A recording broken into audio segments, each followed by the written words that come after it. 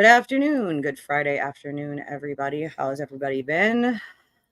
I hope well.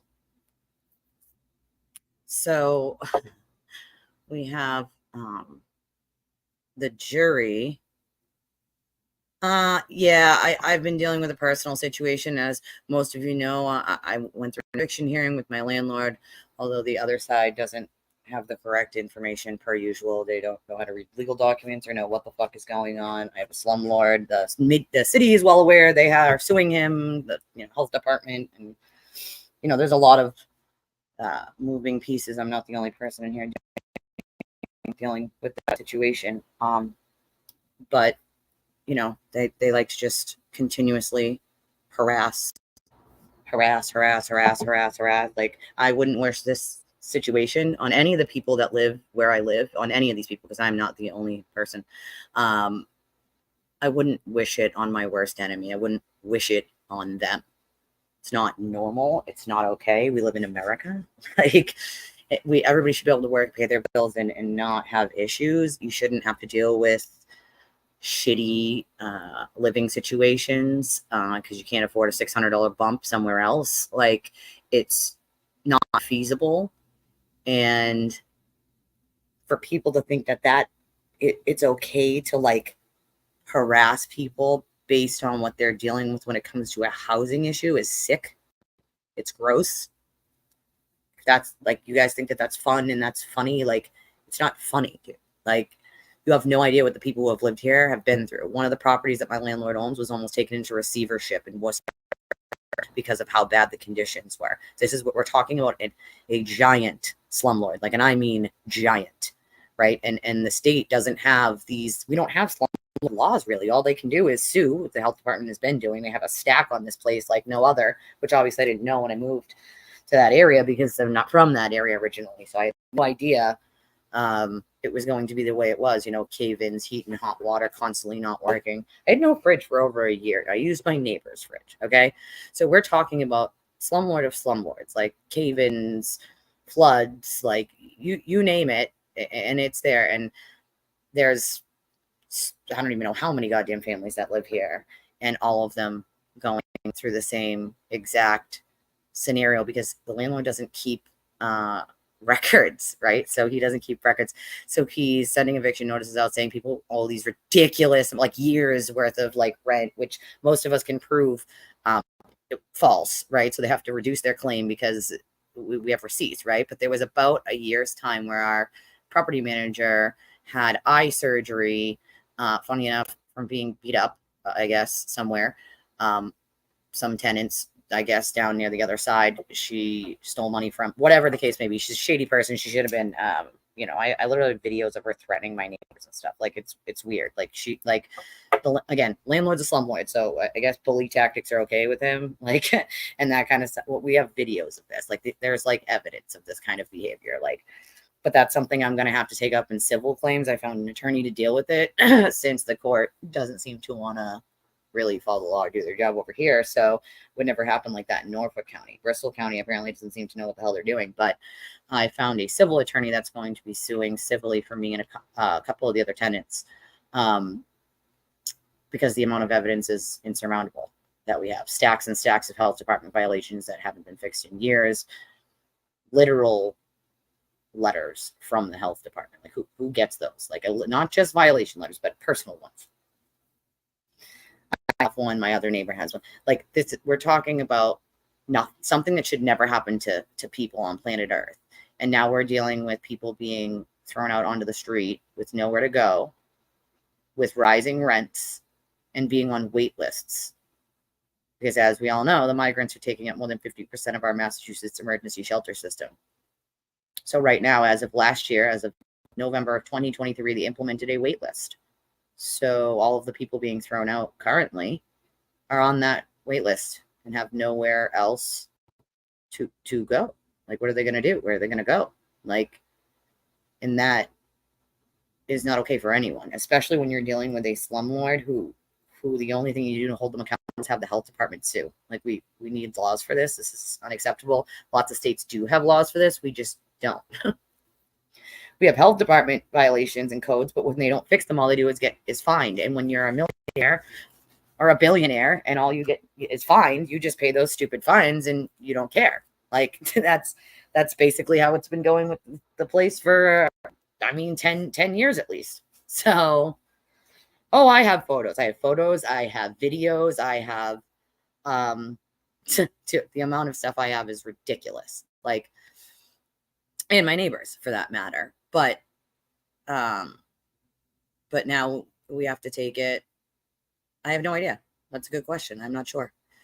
But that's not even all the legal documents. That's the funny part. That's like their attorney's claim.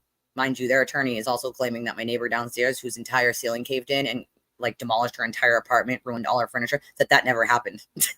Except we all lived here. Now we all have to go to court with her to go. She was just like, we all lived here. We know when that happened. And she has the receipts because she had to pay people to come in and fix it. I don't have that kind of money. She had a good job at the time and had to pay people to come in and fix it for her. Like, so most people at this point have to deal with an eviction and then have to go back into civil claims court and deal with it there. And that's not okay either, right? Like, the court should be listening to people now, not after an eviction, not, you know what I mean? Like, it should have been something they addressed while these violation letters were being ignored by the landlord and while the health department's coming in and doing these inspections in our apartments over and over and over and over and over, nothing's being done. So I'm not the only one in this place dealing with that, and it's not okay. You know, I don't know why anyone would feel that like that's like a good, like, you clapped yourself on the back for that. You're like, oh yeah, somebody's dealing with an eviction. That's great. Like, they have kids. That's, you know, that's awesome. Like, oh, it says the total is 50 something thousand, so they must not have paid rent in years. No, it says reduced. It has to say rent was reduced by 29,000 because I was able to prove with things called bank records and receipts that was a ridiculous claim.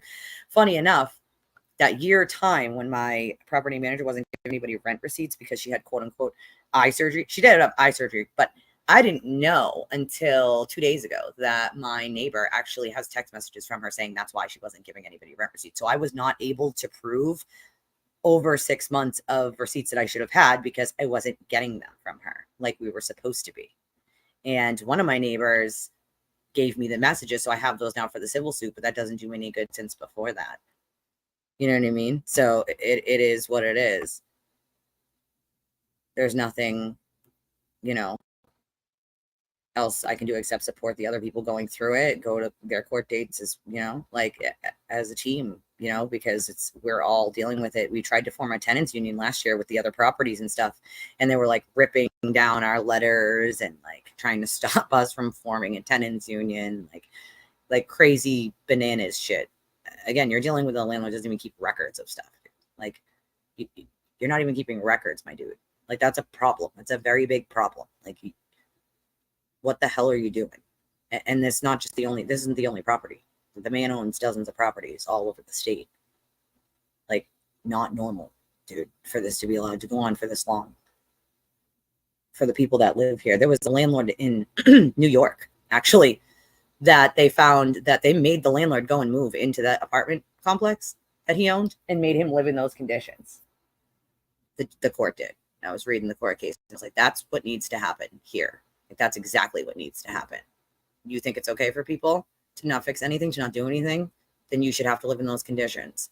The thousands and thousands and thousands of dollars have destroyed, you know, electronics, clothes, just property, furniture, like anything you can name, with the cave-ins, the floods, like the heat and hot water off and not working for multiple days at a time. That's not normal. Like, that's not normal shit. It's not normal behavior of a landlord. That's called a slumlord. Like, and then, you know, it's funny because what they're trying to do is they're trying to force most people out because there's a commuter rail coming very close. And so then they can try to jack up the rents really, really high because there'll be a commuter rail right there.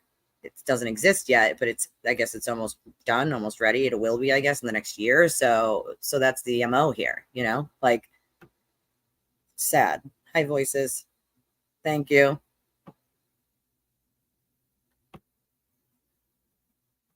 We're going to go over the jury the juror and the affidavit that the juror wrote that was released yesterday, because I think it's important, because what that juror states in that affidavit is exactly what I deal with on a daily basis, and even worse now.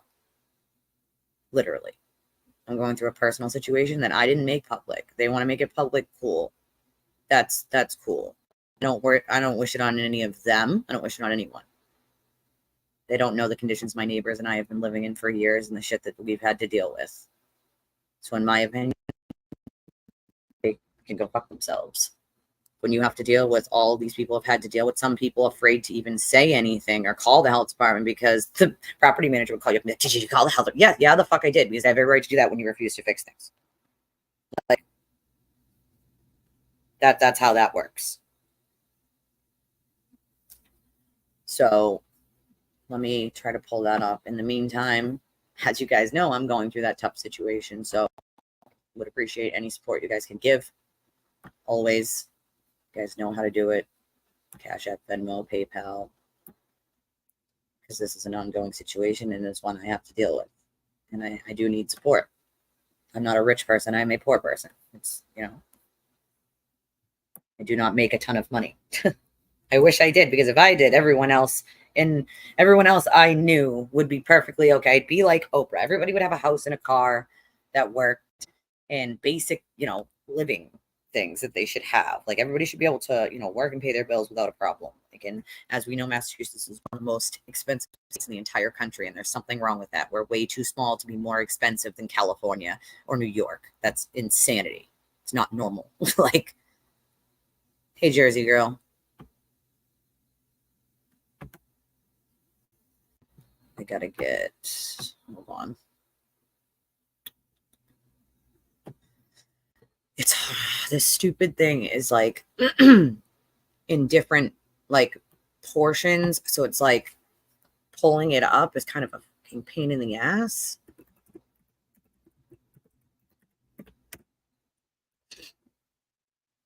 All right, here we go. Share screen here. Hold on.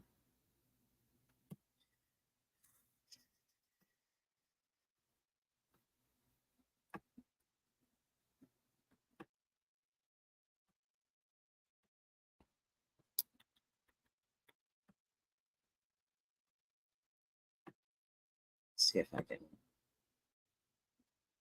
make it a little bigger. Can you guys see that? Hey, delete. Appreciate you, my friend. I appreciate you.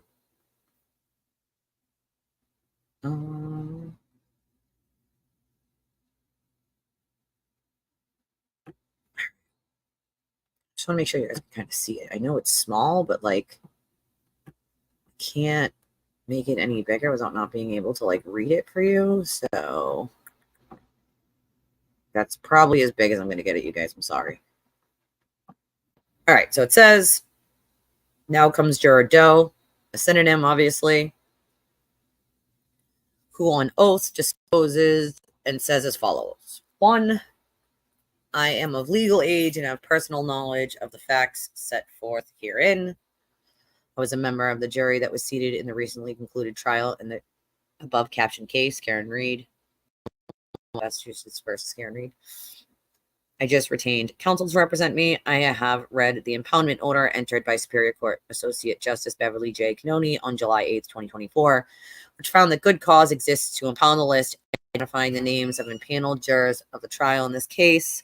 5, as I read the court's order, it is scheduled to expire on July 18th unless it is extended by the court. So remember, you guys, this was going to expire yesterday, but it looks like the juror put it in on the 16th. So 2 days before it was meant to expire. And then, so it says, I submit this affidavit in support of my request to extend the impoundment order entered on July 8th. So the second part of it, I'll make it bigger again so you guys can see it. I am asking the impoundment order be extended indefinitely because I am in fear of my personal safety and the personal safety of my family if the names of the jury are made public. I know it is what she said. Actually, I don't know. Usually that is the case, JP. That usually is the case. I don't know what the hell is happening over here in Bristol County, but they're not seeming to want to like look or listen or really do fucking anything. No, I know it would Norfolk County would never just quickly evict people the way that Bristol is doing right now. They take their time, they figure it out, and like they don't, you know what I mean? Like I had a hearing scheduled for the 23rd to hold them in contempt.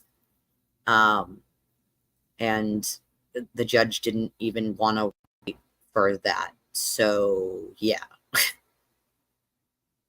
make it bigger. It is what she said. This is as big as I can make it. All right.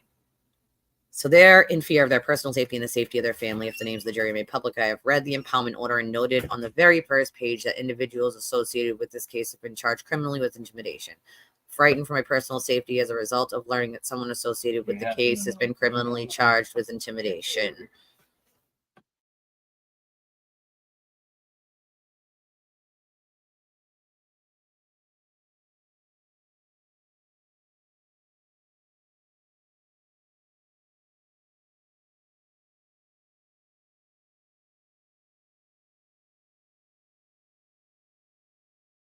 Sorry, guys. Okay. I am frightened for my personal safety as a result of learning that someone associated with this case has been criminally charged with intimidation. I also recall testimony from at least one of the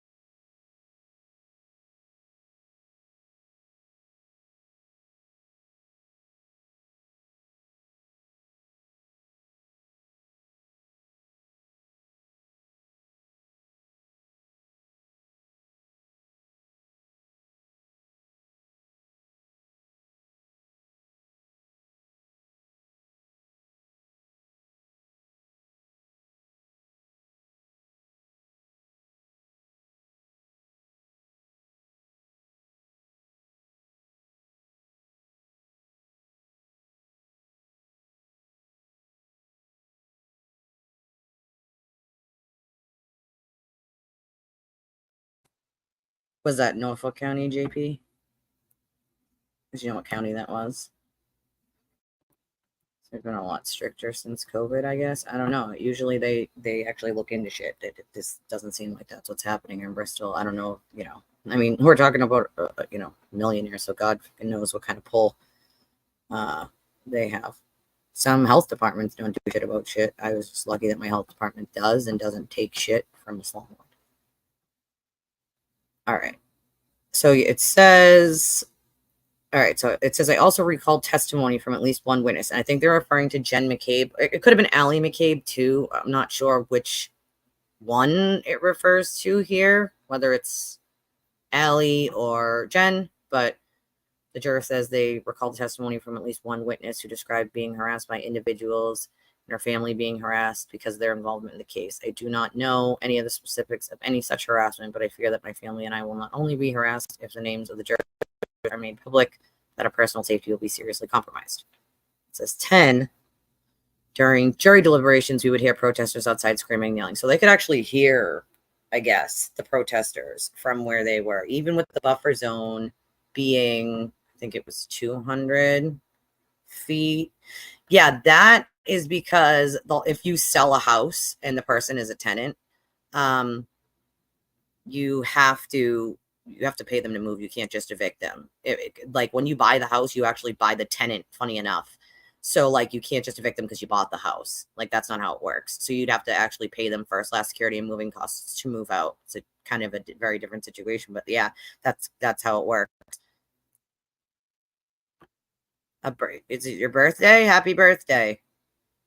Happy birthday.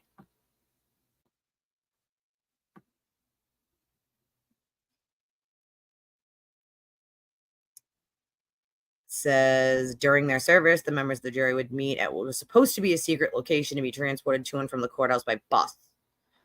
They were brought in by big bus. After being discharged from the jury service on July 1st, we were taken by bus back to what was supposed to have been a secret location where we observed what appeared to be members of the media, including photographers. I was so much in fear on my way home that I pulled over to the side of the road to see if I was being followed. Like that's sad. A juror pulled over because they thought they were being followed. Like that's sad. Thankfully, I was not being followed, or he or she, because we don't know. But that was and remains my mindset. If jurors' names are made public, we will be constantly threatened and harassed, and there will likely be a physical confrontation at some point. Which, I mean, I don't know if you can come to that conclusion, but you can definitely come to the conclusion that people want to, like, if the jury wants to speak, let them speak. If they don't, leave them the fuck alone, dude. It's not rocket science. No one should be against having the jury names impounded. Like, no one. No one at all. Like, if you're against the jurors' names being impounded, like, I don't know what your reasoning would be for that. Like, if they want to speak, they have every right, even with the impoundment, to speak. They have their right. Trolls do have birthdays to delete. You're right. You are right about that. Thank you, Black Rose. But if you're against the jurors having their names impounded, like, I don't know.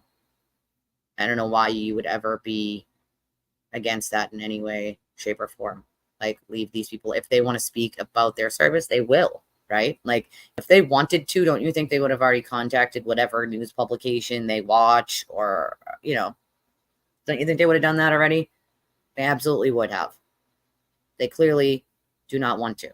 Like, they clearly want to be left alone. And anyone who thinks that the jury list shouldn't be impounded, I'm sorry, but the only way for that thinking is because you're mad. Like, they did their service, they did what they could do. They could not come to a conclusion. It was a mistrial, like, moving on. They want to just move on with their lives. Like, why is that a problem? Like, why?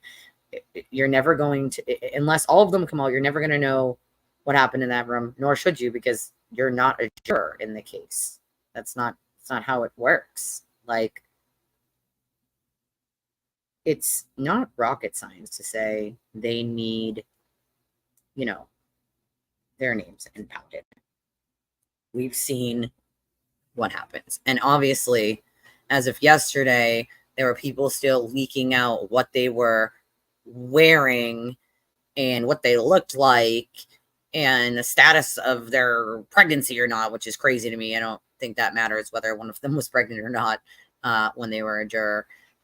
But that's just utterly ridiculous. Like, that's identifying information. I know it's vague identifying information, but why? After reading this, why on God's green earth would you ever think it's a smart idea to try to put out identifying information about these jury members unless you want them harassed relentlessly? Because let's get real. We know that's exactly what's going to happen to those poor people if that impoundment list wouldn't have stayed impounded. It's impounded, period. Hold on, guys.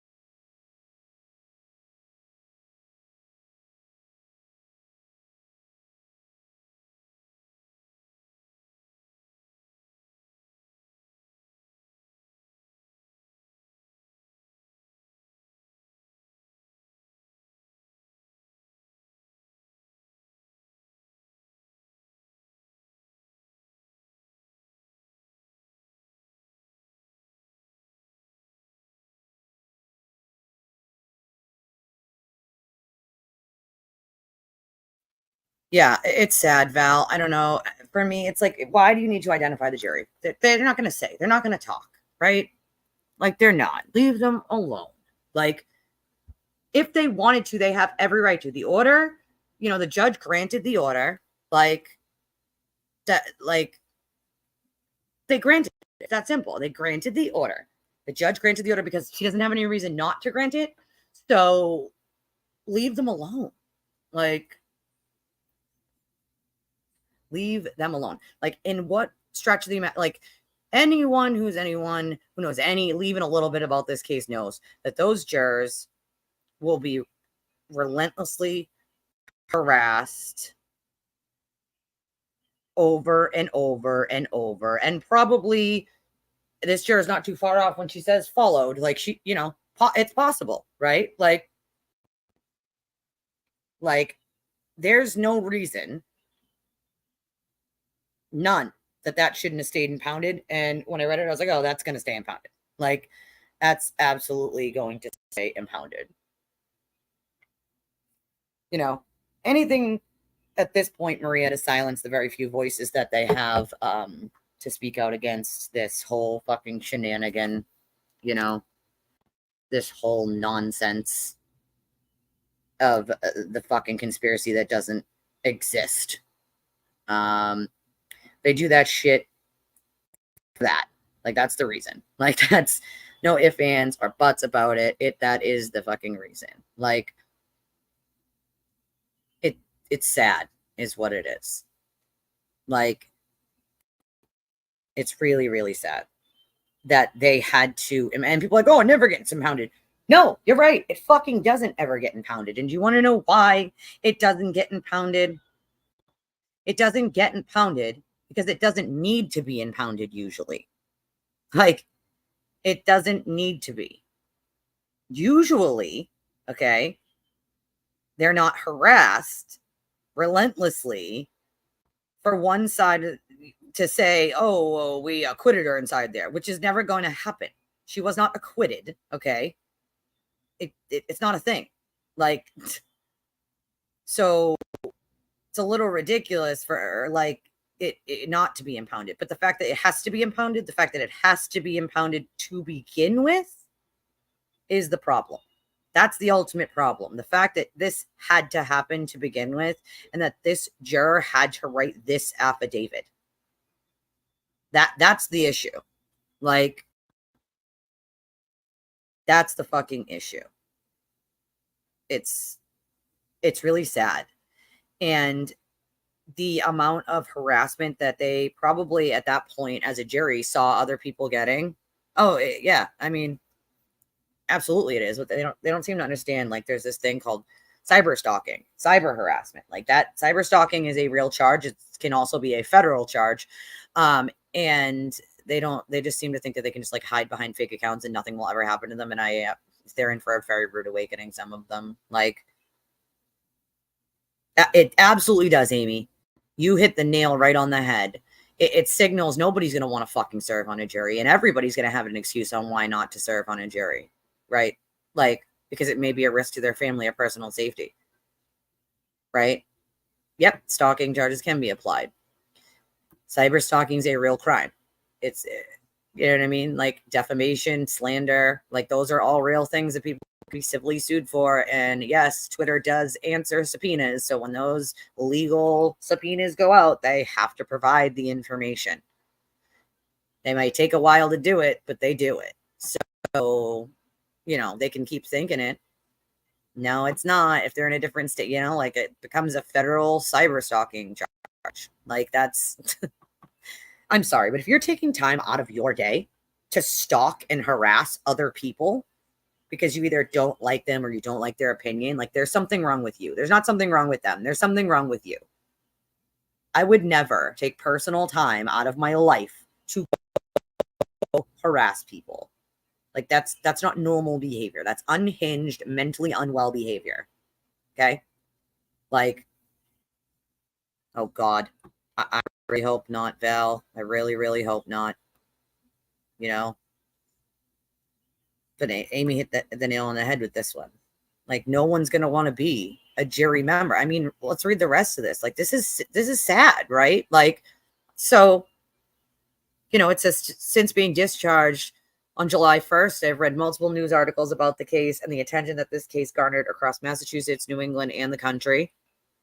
There are clearly people who have very strong opinions about the case and about the jurors who deliberated over many days. I've seen articles, comments to articles, and postings about the verdict saying some very nasty and dangerous things. Some individuals have expressed outrage and anger that the jury did not acquit the defendant, which is just insane. Like, that's just nuts. Like, some individuals have expressed outrage and anger the jury did not find the defendant guilty. I don't know about anger or outrage. I mean, it's sad, you know, like, I mean, outrage, I don't think is the right word. It's not outrage because they didn't find her guilty. Like, it's, you know, the jury didn't agree. That's all there is to it. Like, but it's still sad for the family and sad for all of the people who have been relentlessly harassed, like myself, from this case. Like, it's sad, you know, like, of course, everyone wants to see the justice be served and the people that started this harassment campaign be held accountable for their actions. You know, like, that's, so yeah, the Black Swan case. Oh, for the love of God. Right. Not angry. Like, I don't know if that's, but again, I'm not saying there aren't people that aren't angry. I don't know. Like, maybe there are people that are angry, but I think disappointed is the better word, you know, but either way, like, just yesterday, it says, I read an article in the Boston Globe with the headline, Karen Reed case ended in a mistrial but the diehards haven't given up. See Exhibit 1. In approximately the 12th paragraph of this article, an administrator of a Karen Reed focused Facebook group was quoted as saying, the people who are on the fringe of being interested in it are now engulfed. The anger level was at a 9 before, and now it's at an 11.5. The article characterized this increase as rising rage. Yeah, well, that's what they do over there. Later in this July 15th Boston Globe article, another individual interviewed by the reporter stated, people are insane about this case. If they don't agree with you, they'll try to dox you. I understand the term dox to mean that individuals will publicize someone's personal information, including someone's residential address, occupation, business address, etc. Publicizing my personal information in this context exposes me and my family to unwanted and likely surprise encounters with strangers who likely have an axe to grind with any juror. I've seen social media posts that are very demeaning of and attacking the integrity of the trial judge. If someone's going to attack a sitting judge, I see no reason why they would not demean and attack verbally and physically a juror who sat on this jury. And that's a very good freaking point. Like, a very good point. Like, so, oh wait, this is the one we just saw. Hold on. Boop, back. I understand there are individuals who are upset that an impoundment order was entered and that they are actively seeking to the identity of all the jurors. Now, that right there is just sad. I'm sorry. Again, sad. You're upset there was an impoundment order? What the fuck do you have to be upset about? These trying to keep people safe here? And maybe if you guys weren't relentlessly fucking harassing people and making their lives difficult for no other reason other than you're a very unhinged, mentally unwell individual yourself to be doing those kind of behaviors, then they wouldn't need the fucking impoundment order. They would not need it. They need it because of unhinged, mentally unwell, deranged individuals that think that it's okay in their spare time to just keep harassing people. It's not normal, bro. That's not normal. Okay? This juror knew, clearly did their research, at least a little, to realize that I don't want my name out there. I don't want to be harassed by these people who think I should have voted one way or another, or want to call me an idiot, or, you know what I mean? Like, because they clearly know that's what's going to happen. Like, clearly. Like, so they go on to say on Staple 18 here, for example, my attorneys have made me aware of a video posted by a blogger/journalist who I understand to be a person who has been charged with witness intimidation related to this case, speaking about the trial and the jury's inability to reach a unanimous verdict on all counts after the trial. In the video, the blogger initially states that he has identified the jury foreperson in the case. Not only does the blogger state that he has identified the jury for person, but also where the person lives and what the person does for a living. A link to this video can be found here, and then it's the link to the video, you know.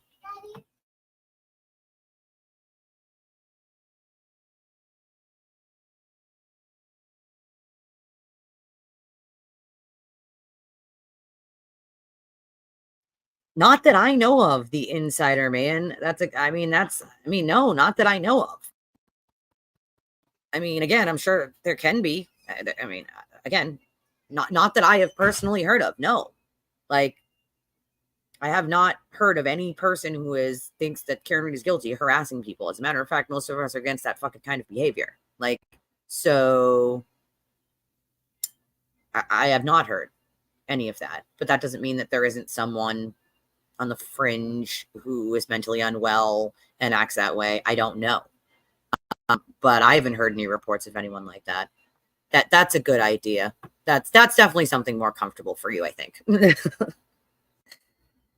You know, it's a good good point, inside man. Very good damn point. I mean, right, not as far as I know. Like, as far as I know, it has only been from them, which I'm sorry, but like, again, if you guys think that that's normal effing behavior, there's something very wrong with you. If you think it's normal behavior to harass a family dealing with an eviction, like there's something wrong with you. With you. If you think it's okay to put rubber duckies all around Canton saying Colin did it when he clearly wasn't in the house and there's like a billion witnesses, like there's something wrong with you, not something wrong with them. If you have to show up to a man's business who wasn't even in the fucking house that night, okay, and keep harassing relentlessly his business, shame on you. That's what you do with your personal fucking time. Shame on you. I've gone there to support that business, and I will continue to do so when in the area and when I can get there, because that's the right fucking thing to do. Oh, no, yeah, they definitely, I mean, it's very clear from this thing here, this affidavit. Like, you know, so it says 19 in the same video, the blogger demands to know the identity of the expletive, so I'm guessing fucking idiot, on this jury who did not vote in his preferred manner. And further, that whoever did that subverted justice, like they helped cover for a murder. As far as I'm concerned, fuck them. That's what I think. The blogger states in another video posted to X, who outed the Chesna juror. Remember that? The one woman who hung the Michael Chesna trial in July? The jury lists are public, so I got the jury list, and I went down to that list, and I found the juror who hung the jury, and I shamed her, as I should, because it's shameful. Emphasis added. A link to this post can be found here. And they cite Heels, and God rest her soul. I wish she could see this, because they cite her. You know, makes me sad that my friend is not here anymore to see this or to see it through. But I told her I would see it through, and I did. I understand the above mentioned blogger has been accused of harassing witnesses to the case, including by organizing crowds of people to harass them outside their homes. And I am aware he has made statements in a blog from 2023 to the effect of, and then of course it goes on to like a different part of it. So like, where is the other part of it? I have to look. Hold on a second. Give me 1 second, guys. Hold on.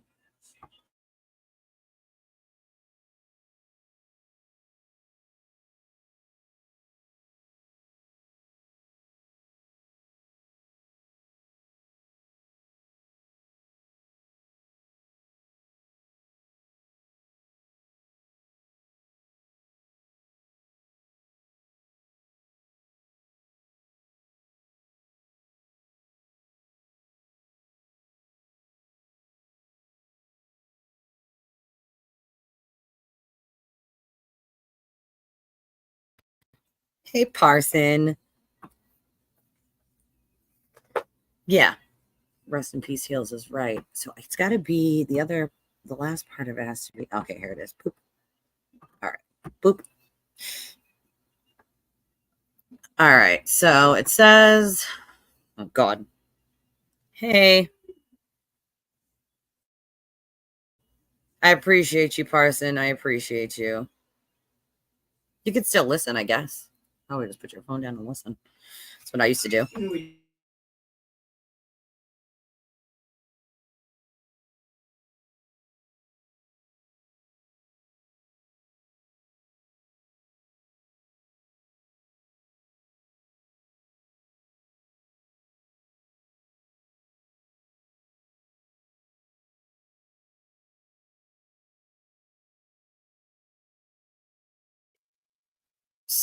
Yeah, you could totally do that on Bluetooth.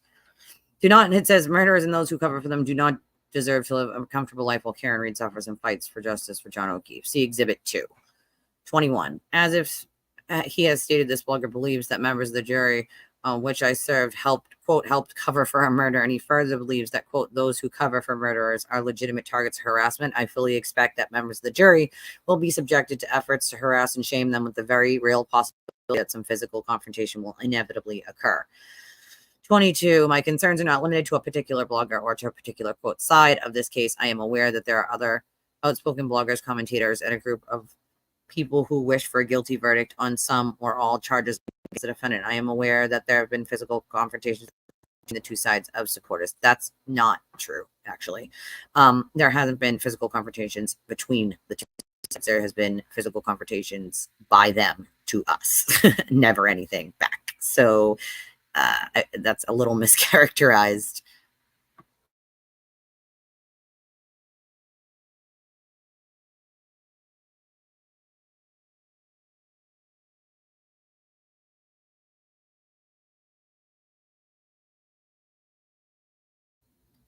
Then it says, hold on.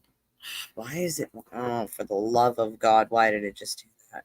I can't. I literally freaking can't with this.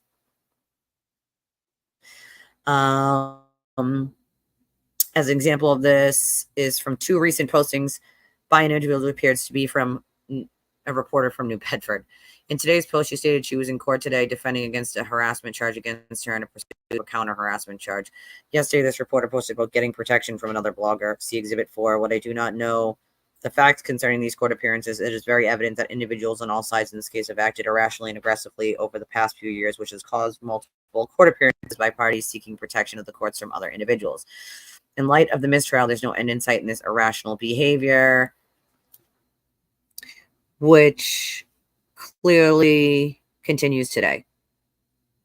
Jurors will undoubtedly be subjected to harassment, physical, or if it was made public, basically, if it was made. So that's what that's. I mean, that's a damn good affidavit. It's a damn good affidavit. But I will point out that most of the people going in and out of court are free Karen Reed people trying to say somebody bumped into them, and then that's like except that you know what I mean. Like none of the court cases are legitimate court cases, and I think that's what the juror's point is that these are just a revolving door of court cases and nonsense. Like oh yeah, evolving to the sewer. She's referring to the sewer turtle. Yes, B. Harley, it absolutely is. It absolutely is. It absolutely has to do with the mob of crazies. Now, I'm sorry, but if this is where, like, you don't think the jurors' names should be impounded? Oh yeah, it definitely is. 100% talking about the sewer turtle. That's what we're talking about. If you don't think the names of the jurors should be impounded, then there's likely a reason you don't want them impounded, and you want to intimidate them into saying what you want them to say or silence them into not saying what you don't want them to say, like you've tried to do to everybody else, including myself. I will not be silenced. You cannot silence me. You can try, but good luck to you. Long before I had a podcast, long before I got into this case, I helped other people as a volunteer advocate for many, many years. I didn't get effing paid. I did it because it's the right fucking thing to do with the knowledge that I have. And being a survivor of domestic violence, being somebody who's been sober for 16 years, I happen to have a lot of information. So I'm able to help people. And I will never not help someone that asks for my help in that aspect. Long before this podcast ever existed, the right thing as a human. And I try to do the right thing as a human every day. No one's perfect. We all make mistakes. We're human. We're flawed, But if you think harassing people or trying to put information out there that you don't even know what the hell you're talking about half the time, the other half of the time you're just making shit up. And maybe a third of the time you're taking pieces of information and putting them together in your own theory in your brain that you think makes sense to try to shame, humiliate, harm other people. And there's something wrong with that, right? Yeah, there was that, but there's also the other court case that Jess is dealing with right now. With it's a free Karen Reed person. It's not even a Karen thing. It's an actual pink shirt free Karen Reed person that she's dealing with another HPO with that person wanting an HPO on her. So it has nothing to do with anybody who thinks she's guilty. That literally came from free Karen Reed themselves. So it's like the making shit up shit. Like, if I'm sorry, if they thought it was okay to try to shame and harass a family like mine for dealing with like an eviction hearing from a notorious slumlord, then I don't have any reason to think that they wouldn't harass jurors into oblivion. Okay. That's not normal behavior by any fucking stretch of the imagination. These jurors are afraid and they cite why, and they're damn good fucking reasons. No judge was ever going to say no to that. That impoundment order will stay. And there will be consequences if somebody thinks that they're just going to publicly reveal who the jurors are and they get harassed because of it. You can bet your ass they'll be charged. You can bet your ass they will absolutely be charged.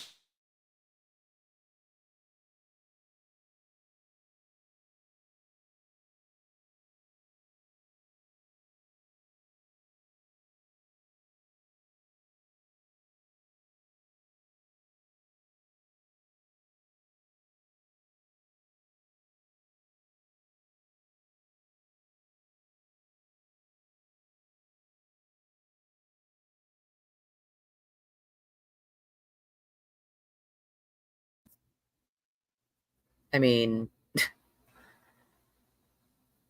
I can't believe anybody wouldn't think that the impoundment order is a good idea. Like, the impoundment order is a good idea to keep these people safe.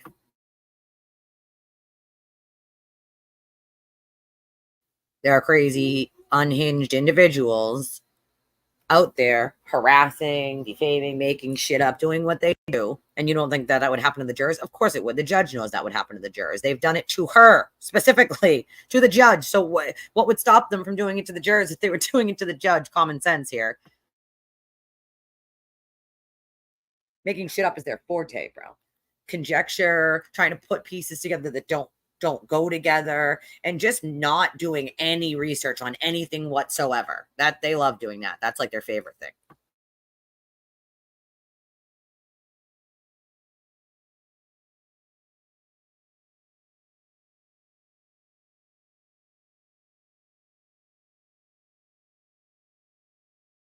You are absolutely right. It's one thing to disagree, right? Like, you can no, you don't have to agree with people. You can civilly disagree. You can civilly have a debate about it if you want.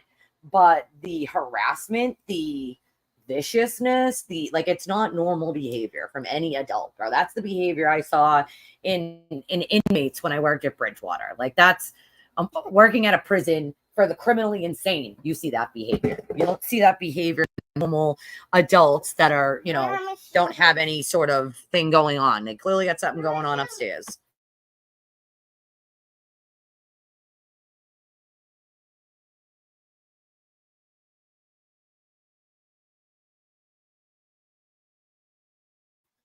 And it is witness intimidation, jury intimidation, like hiding under the guise of journalism is exactly right. It's not journalism. Journalism has ethics to it. And the ethics dictate what you're supposed to and what you're not supposed to do. If you put something out there, is it going to cause someone harm more than it would be considered anything that's newsworthy? Did you check both sides? Did you talk to both sides? Not just one. Did you talk to both sides? Did you do research? Not just go by what someone told you online. That's not journalism. That's not research. Being fed information by the defendant from the defense. It's not investigating anything. It's not investigative journalism. It's not a thing. Like, you have to actually investigate and do shit besides be fed information from one person and one team for it to be investigative. Right. And that's another part. Don't become part of the story. You're not supposed to be. Like, it's, This is like, you can't say you're a journalist. I mean, it's not. That's just. But you know what? Keep screaming you're a journalist, because now you can be sued for slander and defamation. You can no longer say you're a fucking opinionist. You have claimed that this is factual, right? So if it's factual and you're a journalist, then you can be sued for slander and defamation. So good job, genius. For absolutely shooting yourself in the foot. Good job. Good job, genius. To me, it's insanity that anybody would think that kind of behavior is okay. But here we are. Here we are. People think that behavior is okay. I'm not sure yet if I will be at the courthouse Monday or not. I will let you guys know as soon as I know. Are you? You can email me if you want. We can figure something out. There are people who have reached out who said they want to go. They don't want to go alone. I'm willing to do whatever needs to be done to meet up with people so they don't have to walk alone or go in there alone. You shouldn't have to. I think people feel more comfortable sort of going in a group, and that's okay too. So if that's something you guys want to do, just email me at twistedtragedies3@gmail.com and we'll figure it out.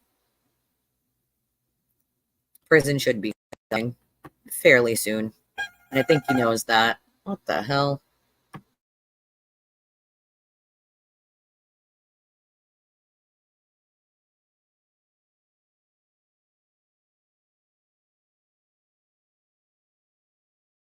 Hold on a second, guys. Hold on.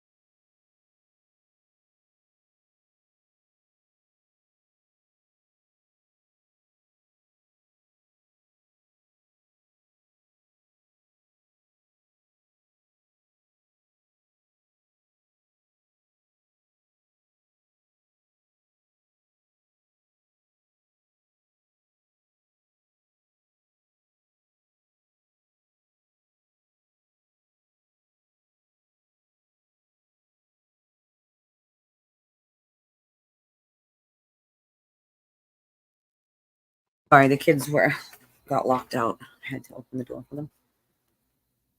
They're playing in the sprinkler in the pool. Just had to put my little one's bathing suit on. They got a bounce house for a birthday party, and it has like a water slide on it. And I've never seen kids go up and down that thing so many times in my entire life. Like, I was like, you guys aren't tired yet? They're like, nope. I'm like, I would have been exhausted, just up and down, up and down, up and down, up and down. Like, what the heck? I don't know. I don't remember as a kid being that having that much energy, but I guess they still do. Oh, no, they won't like it. It's ridiculous. Like, it's not normal behavior by any stretch of the imagination, not by a long shot. Like, yeah, but you know what? The horde, as I think Kevin calls them, the horde, will just continue. Like, they'll just continue on and on and on sending us canteen money. So they'll have canteen, but there's a maximum you can have in county. And I think it's like you can only spend something like $50 or $70 a week or something like that. Like, there's a maximum. So even if you had $200 in your canteen account, you can't use $200 a week. Like, you can only use the maximum of the 70. So like, no matter what, it's all you can use, They are, yeah. Fun. The kids are, they have so much energy. I don't know. I don't remember having that much energy when I was a kid. I'm telling you. I really don't. Like, I could not go up and down that thing so many times. Like, we tried. I went up and down at once, and I was like, okay, yep, nope, I'm not doing all that, because the thing to climb up it is inside the you have to go through the bounce house. There's like a little like ladder thing, and you gotta climb up that, and then that's how you get down this. Like, and it goes fast. It goes very, very fast. Like, no.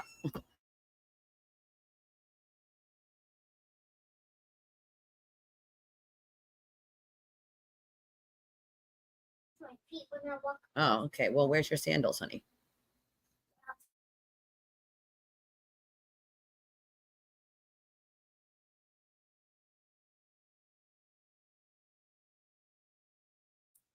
Make sure you got both sneakers.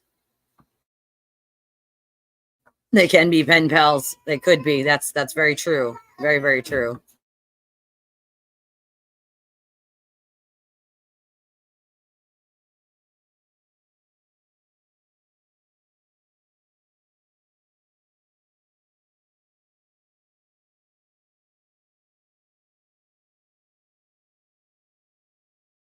I don't think they do pen pals anymore. I think it's like more email now. Like, you know, like via email now. Like, there's like like literal, like you can like type it out and like it gets sent, I think within like an hour or two or something like that. So it's like, you know, digitalized now, which is so ridiculous. Like, so ridiculous.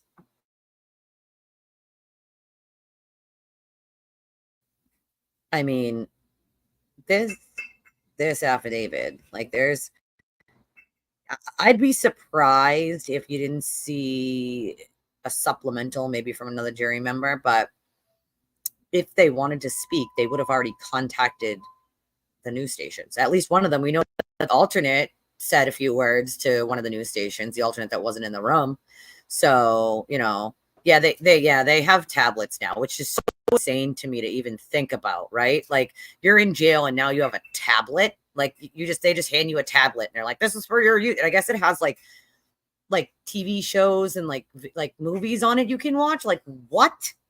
So like, here, you go to jail and just, here's your tablet. Like, you can just, like, what? Like, nah, they need good old pen and paper. Make your hand hurt, bro. Good old pen and paper, no fucking tablets, dude.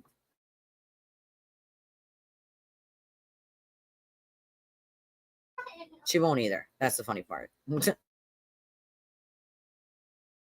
you imagine though, like how many letters from these crazed lunatics she would get? She's in prison. Like, how many she actually writes back to?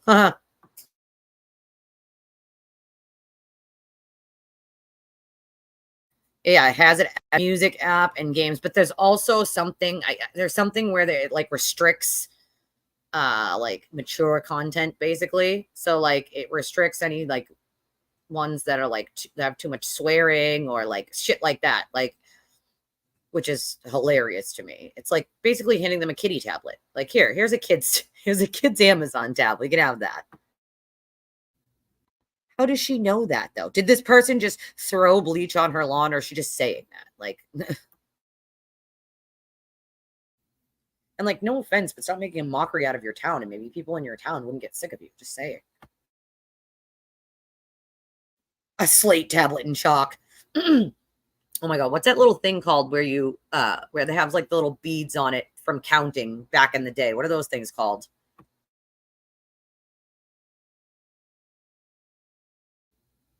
No, he actually gave that. There was a that was in like a journal, and that was given to the journalist, like a journalist from a paper or a magazine or something, and then tried to say it was like accidental. Like, oh, I didn't mean to give her that. Like, oh, a biscuit, abacus. Thank you.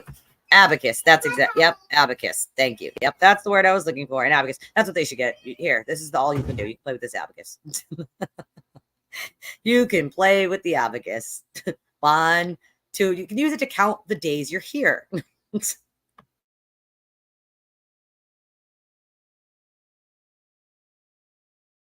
Buy some soap on the rope in commissary. You know, maybe they'll start selling soap on a rope.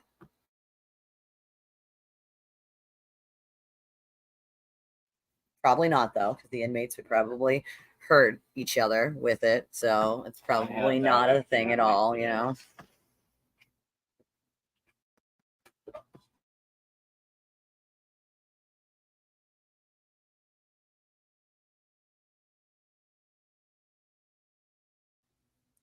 Yeah, to be fair, I have one of those voices too, and I never even started smoking cigarettes until I was 21. I just always had a raspy voice. I was born with it. Can't replace it. Just to be fair, because I am fair, like just to be fair.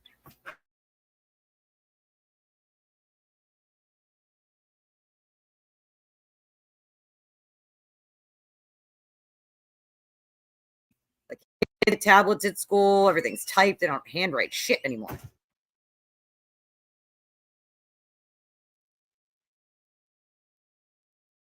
Like they don't. What the hell? Where did I just put my pen? I just had it 2 seconds ago. I had no idea where it went. Oh, it's under the computer. Just kidding.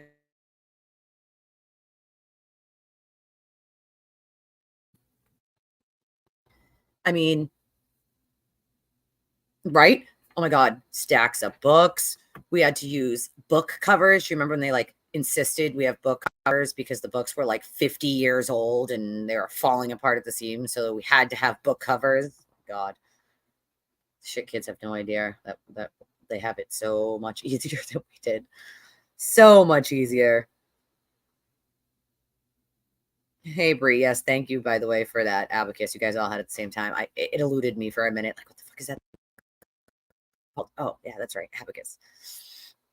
My bad.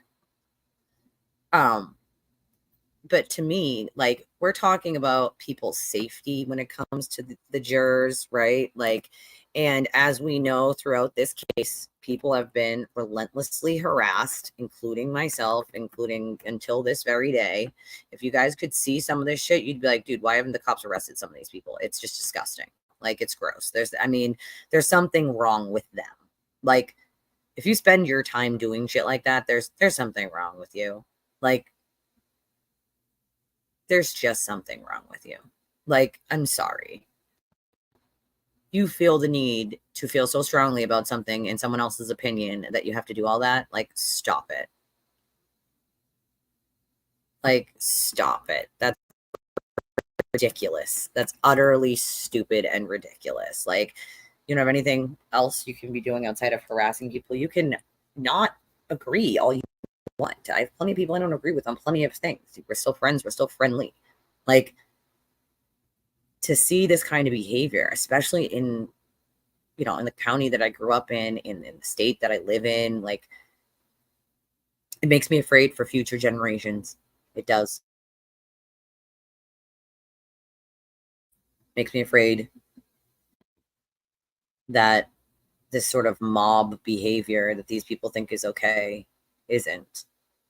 Like, it's just going to continue if one sick, twisted individual keeps putting out false lies over and over and over and says it enough that people start believing it to the point where they just ignore everything else that makes sense and start saying things that don't make sense, because that's where we're at this point.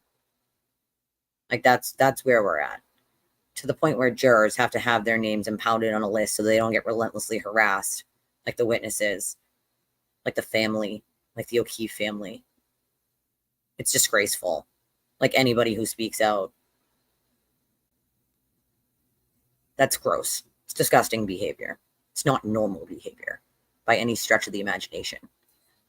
And the people that like think it's funny and revel in it, like, that's something inside of you that you're unhappy with yourself. Yes. Oh my God. Say it again for the people in the back, Brie. Say it again for the people in the back, girl. Like, it's not a fucking recreational event. Okay. It's not funny to hurt other people. That's not normal, right? Like, that's not normal behavior. It's not normal to harass a family that lost their loved one in such a horrific way. It's not normal to harass their friends and the witnesses. Like, that's not normal, dude. It's not normal to then harass anyone who speaks up about it. And as we know, that's the way it goes. We know the risks involved. And sometimes, you have to question whether it's worth it. But in the long run, justice being done is worth it, because there have been a lot lot of people that have been hurt here, a lot of people who have been defamed, a lot of people who have been slandered, a lot of good people, really good people. Funniest part about it is all the crazed lunatics, all of that happens over there. Like, you don't see people from here doing that shit. It's not normal. Like, it was. And as we know, if you don't heed the warnings of things in the past, they repeat themselves. History will repeat itself if you do not learn from it. You know, it's kind of common sense. It's doing the same thing over and over and expecting a different result is the literal definition of insanity. That's what we're dealing with. Insanity. I think also this falls upon Norfolk County DA's office to do their job and make an example out of the harassers who think they're still getting away with it, but they're in for a very awakening. But to make an example out of these people that this is not normal behavior, it's not legal behavior, and it's not okay. It's gross. Like, I can't imagine wanting to go harass people. Like, do you know how many people from that side that I could have posted so many things about by now? That's not who I am. It's not what I do. It's not what I'm about. I'm not about hurting people for no reason, even if I don't like them. It's just not. I care about justice. I did. I absolutely have noticed it. I think Elon Musk actually put something out about people wanting to silence liberals, which doesn't even make sense because it's everyone at this point, like, who says something that other people don't like. That's like a not a loud minority, you know, because we have a loud minority of people just like blah blah screaming loud, like, so the loud minority. If you're not a loud minority, they want to silence you. And Elon Musk put something out about it. I saw, I don't know if it was today or yesterday. I did see that. And he also made a point to say that, like, they have to follow the laws. So it's insane to me that we're dealing with a mob of crazy people that find nothing better to do other than harass and defame and slander people. Like, you can stand up for what you think is right, even if it's you think Karen Reed is innocent. You can do that without doing all that extra shit. You're doing too much. You're doing too much. You can do all that without having to be a bad person, without just being a shitty human being. You can still do that. Like, sure, do what you believe in. That's great. But when in the process you're willing to do things that are out of your character, or maybe they're not out of your character and they were just brought up because you found something to bring them out. But if it's out of your character, you need to take a good look in the mirror and be like, why am I doing these things I wouldn't normally do? Why do I think it's okay? Well, I'll tell you why you think it's okay, because you watch someone else do it and then you laugh and think it's funny. So then you're like, oh, he does it and nothing happens. So, like, I'm going to do it too. Or, like, if he can't do it, I'm going to do it for him. Like, just so you know, he doesn't care about any of you, not a single one of you. The $250,000 you're raising or all the money thrown, he makes fun of you. Like, that's it's like sad at this point.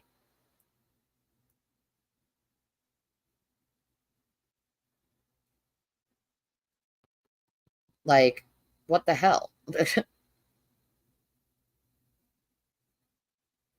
It's ridiculous. Like, grow up, dude.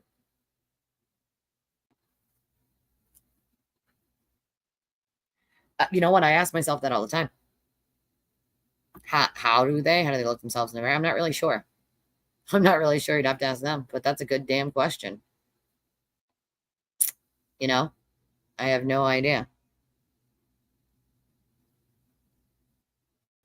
Oh, please. Maureen, get a life, will ya? For the love of God, get a life. Here comes one. Here comes one now, y'all. Here comes one Now, oh, please. Yes, Maureen, when you have a channel, you do ask people to donate. Although I have not done that this hour and 15 minutes. But yes, that's what you do when you have a channel. If you don't like it, don't watch my fucking channel, you free Karen Reed weirdo. Like, go somewhere with yourself, you weirdo. You need a life. Like,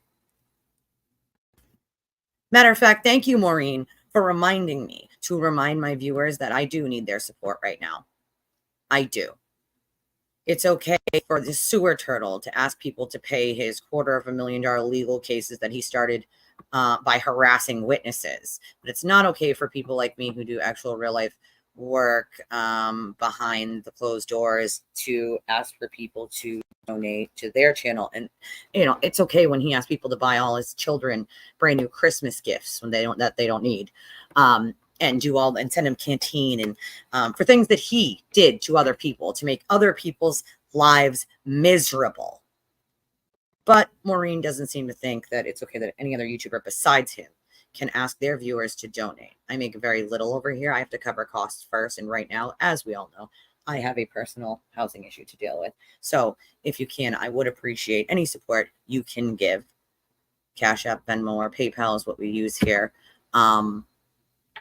It is the norm at this point because it's not just the witnesses. We're talking about anybody who has the balls to say anything, including myself, as you can see with Maureen that I just blocked here. And they just keep coming. Like, they're just, I don't know why they waste their finger push-ups to type shit. Like, it's getting blocked and you're getting removed. But thank you for reminding me, Troll Maureen. I appreciate you for reminding me to ask my viewers so kindly if they can help me out. I wasn't going to publicly bring it to my viewers. But since you guys so kindly want to harass people, I guess now would be the time, right? Like, now would be the time to ask for the help, right? But no, it's okay, you guys. They want you to donate to Karen Reed's popcorn funds, and that got suspended. And her 50, 2040s, 5060s, and buy all his kids Christmas gifts, and make sure you donate to his channel. Make sure you do that when he's live, but make sure that when anyone else does it, you are the most giant hypocrite on planet Earth, and you say, no, don't donate to other people's channels who speak out. You cannot silence me. You can try, Maureen, but it's not going to happen. You can try. I know of a good therapist. Maybe you need to see one, I guess, because if that's the kind of unhinged behavior you think is normal everyday life, honey, you do need a therapist. Like, you do. I think everyone needs therapy after this goddamn case. Every person on planet Earth should get therapy who dealt with this shit. It's not normal. Oh, yeah, they don't seem to realize that, though. Like, it's hilarious because it's like, bro, they say the most hypocritical shit on planet Earth. Like, this is the people we're dealing with, okay? These are the types of this is what they think a murder trial should look like. I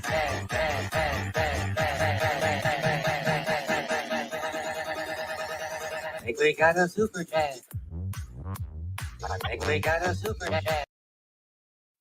It's like all, fun and games, and that's what a murder trial should look like.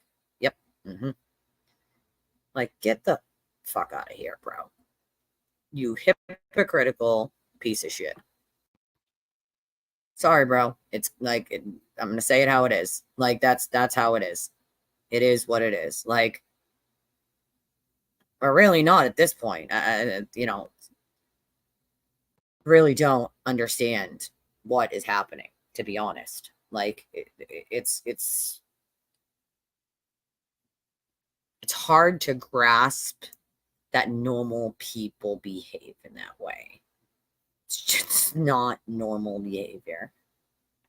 Insane behavior of insane people. And I would ask that all of you guys that faithfully watch me and send me emails and check in on me from time to time, I appreciate all of you. I appreciate not only your viewership, but I've made very many friendships and people who are like family to me now. from this whole shitty situation that the O'Keefes have had to deal with, and that the McCabe's and the Alberts have consistently had to deal with. And anybody who is willing to speak out, like Finn or me, or I know Roberta does, I know Tuesday does, I know Kerry, like all these people, Kim, all these people. I mean, dude, they broke in to Kim's kid's father's house while a kid was home, but there was no cars in the driveway. This is the stuff after her address was posted, but it wasn't her address, it was his address. So this is what we're talking about. That's not normal behavior.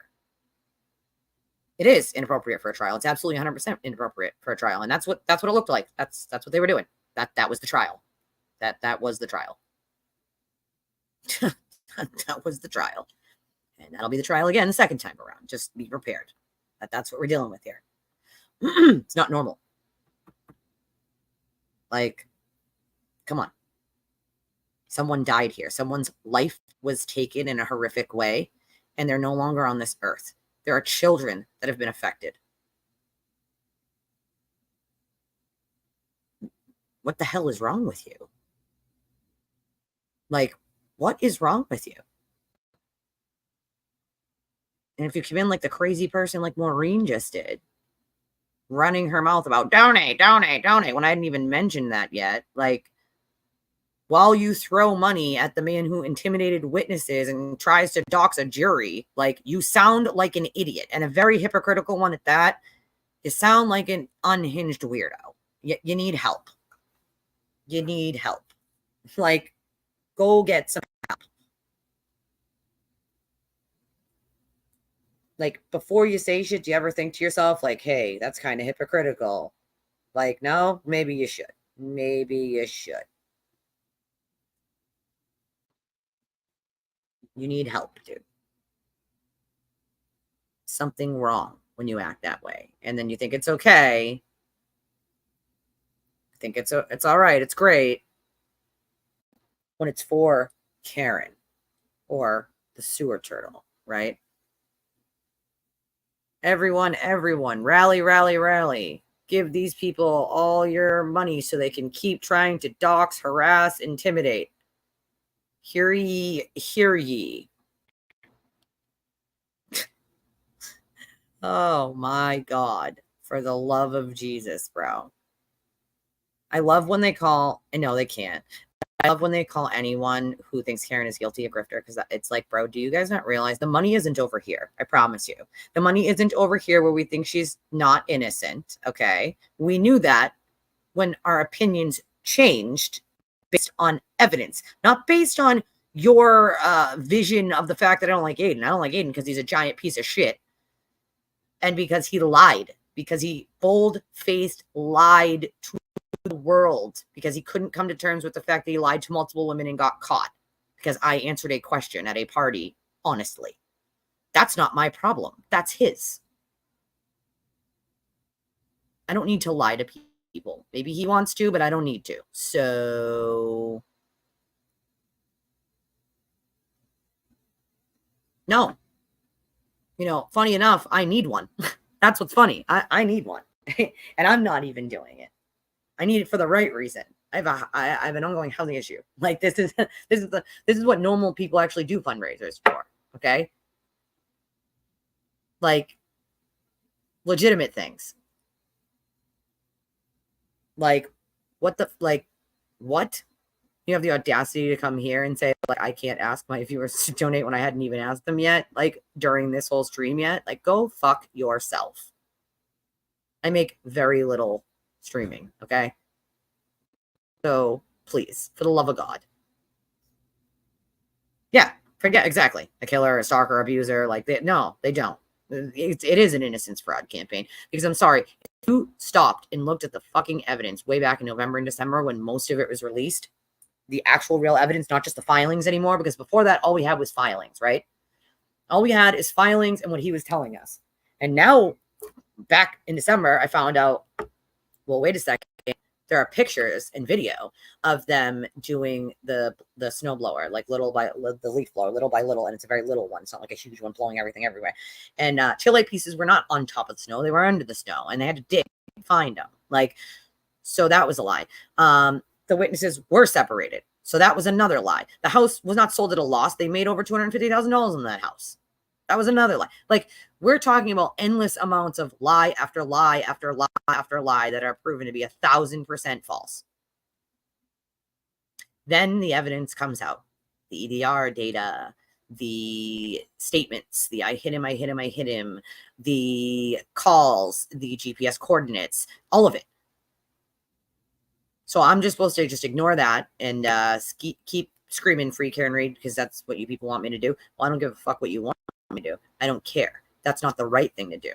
I could have absolutely just kept saying free Karen Read and grifted until the cows came home. More likes, more views. My channel could have exploded. I could have done all of that. But that's not the fucking right thing to do because that's not where the evidence goes. And you can ask Jules because she figured it out at the same time I did. So, right. Like that, their excuse always is, oh, he hurt you or he called you out. He didn't call anyone out. He makes shit up and he lies, bro, because he can't come to terms with all shit that he has done or ever come clean on anything he has done, ever. And he never will. Like, I did not watch The Lawyer You Know yesterday. I was busy yesterday. No, I did not. Yeah, they used it because Karen told them to. You know, told her to. Like that's the bottom line, is because she asked them to wear pink. This is the same excuse, Julie, they use with everybody. Like, I'm sorry, what? The privacy she deserves? What about the privacy everybody else fucking deserves? She didn't deserve an ounce of privacy for what she has done to countless people at this point. While she sells her house for private. Get the fuck out of here. It's the stupidest, most hypocritical statement I've ever heard in my entire life. This is what we're talking about. First of all, who isn't giving her privacy? Is Karen Read being stalked and harassed? No, she's not. Nobody harasses her. Ever heard her lawyers make that claim? No, because nobody's harassing her. Funny though, isn't it? Funny. It's pretty funny if you ask me. Like, bro, she doesn't want to date you. Okay. Sorry, not sorry. Like,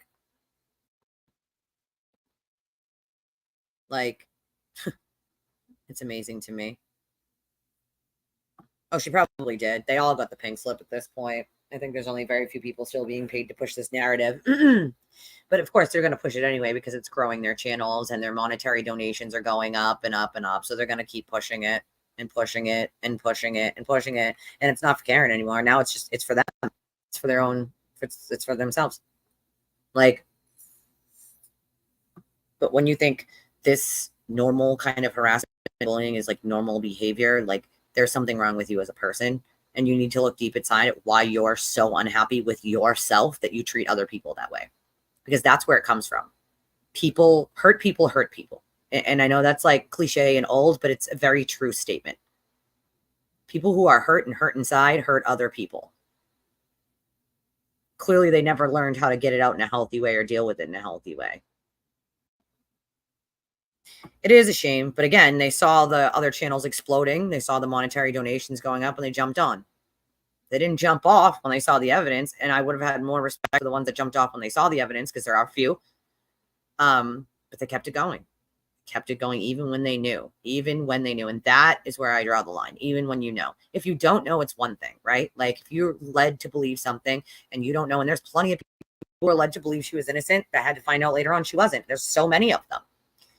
And it is what it is, like they actually thought. But when they finally got all the evidence out, when all the evidence came out, they were like, oh, wait a second. Hold on. That doesn't make sense to this lie I was told. And wait a second, that lie I was told couldn't have happened because this happened. So that's not even possible. Like, oh yeah, they won't with the same enthusiasm until the retrial starts. They're trying to push the whole narrative of she won't be retried. She will be retried. She will 100,000% be retried. She will be retried. As you should, darling, as you should. I'm sorry, what? So let's just make something very clear here. Steve, Listen, if you're not going to be good, you're welcome if you're going to be good.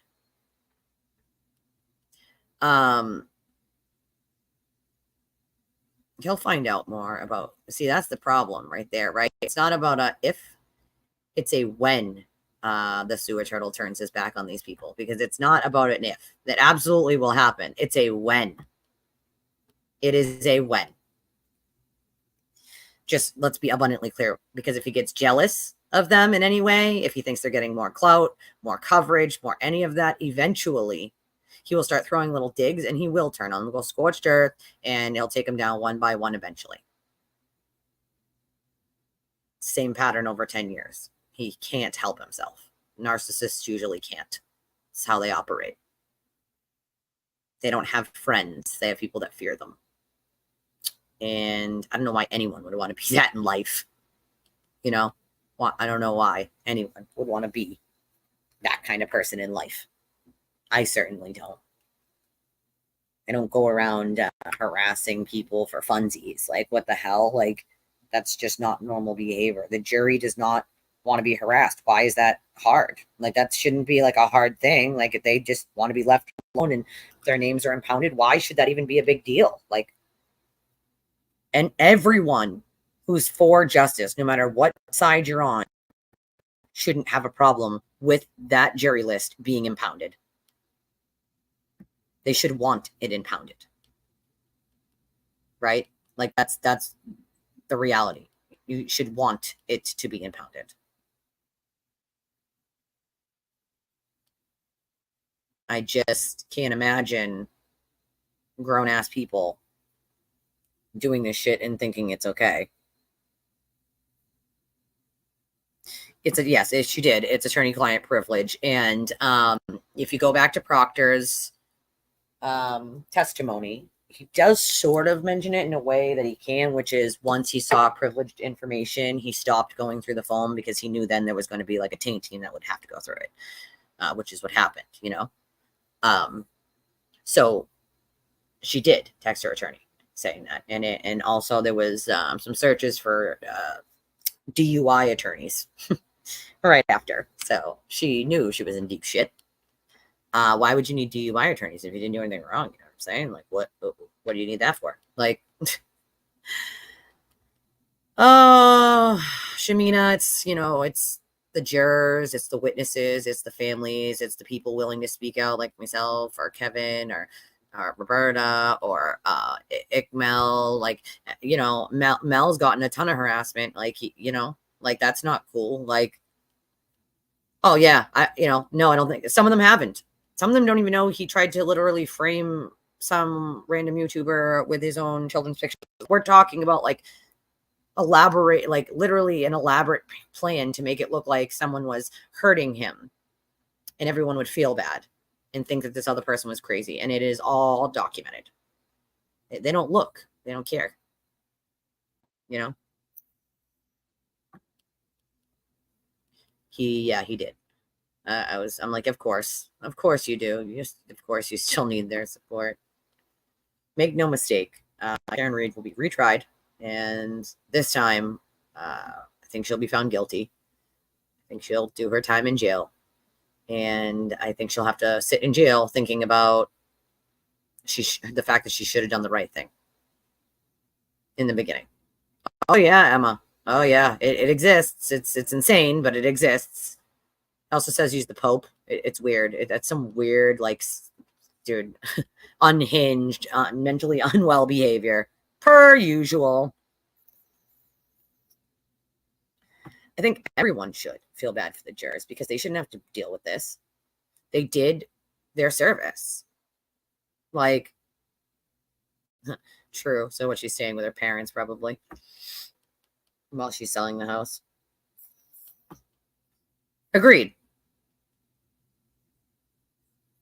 Right. Like, well, that's what they do, right? Like, that's what they do is they try to stalk, harass, defame, slander until you like shut up or go away. That's their MO, but they don't seem to realize that we're not fucking going anywhere. We stand behind the O'Keefes. We stand behind the Alberts. We stand behind the McCabe's. and the many, many other people, including Lindsay, who have been relentlessly harassed, defamed, slandered, and lied about, including myself, who had the balls to say anything.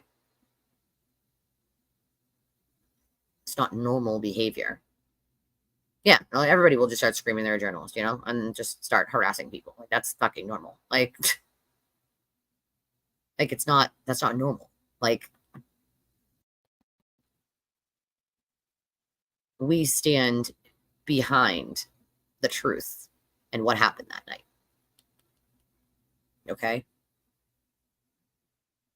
There is no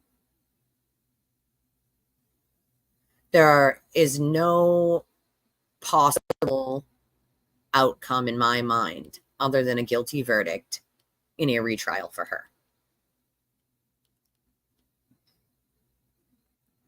Yeah, no shit. Yeah, you're not allowed to do that, like if you say something on a chat of one of theirs that like doesn't align with what they say, like, you will be told you're stupid, you're an idiot, go away, which McAlbert are you?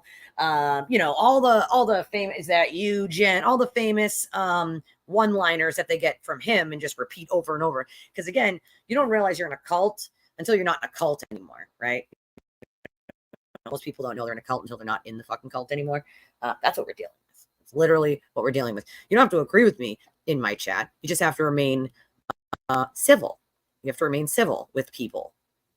You can't come on here and be like, you're a fucking idiot, blah, blah, blah. You're just going to get blocked and banned. It's that simple. Because you're just trolling at that point. Like, you want to have a different opinion? I welcome it. I welcome a good civil debate on a different opinion. But you can tell when people just genuinely are asking questions and genuinely kind of want to know versus people who just come to start a problem. And they have very different approaches.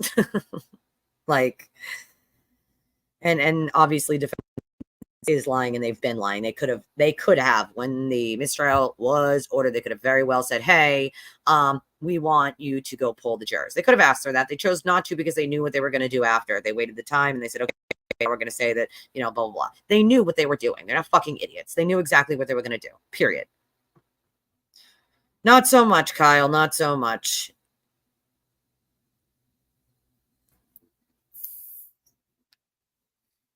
Oh, that's just sad. That's sad. That's correct. Most affidavits do have the witness sign them, and like that's it. Like that's literally it. Like,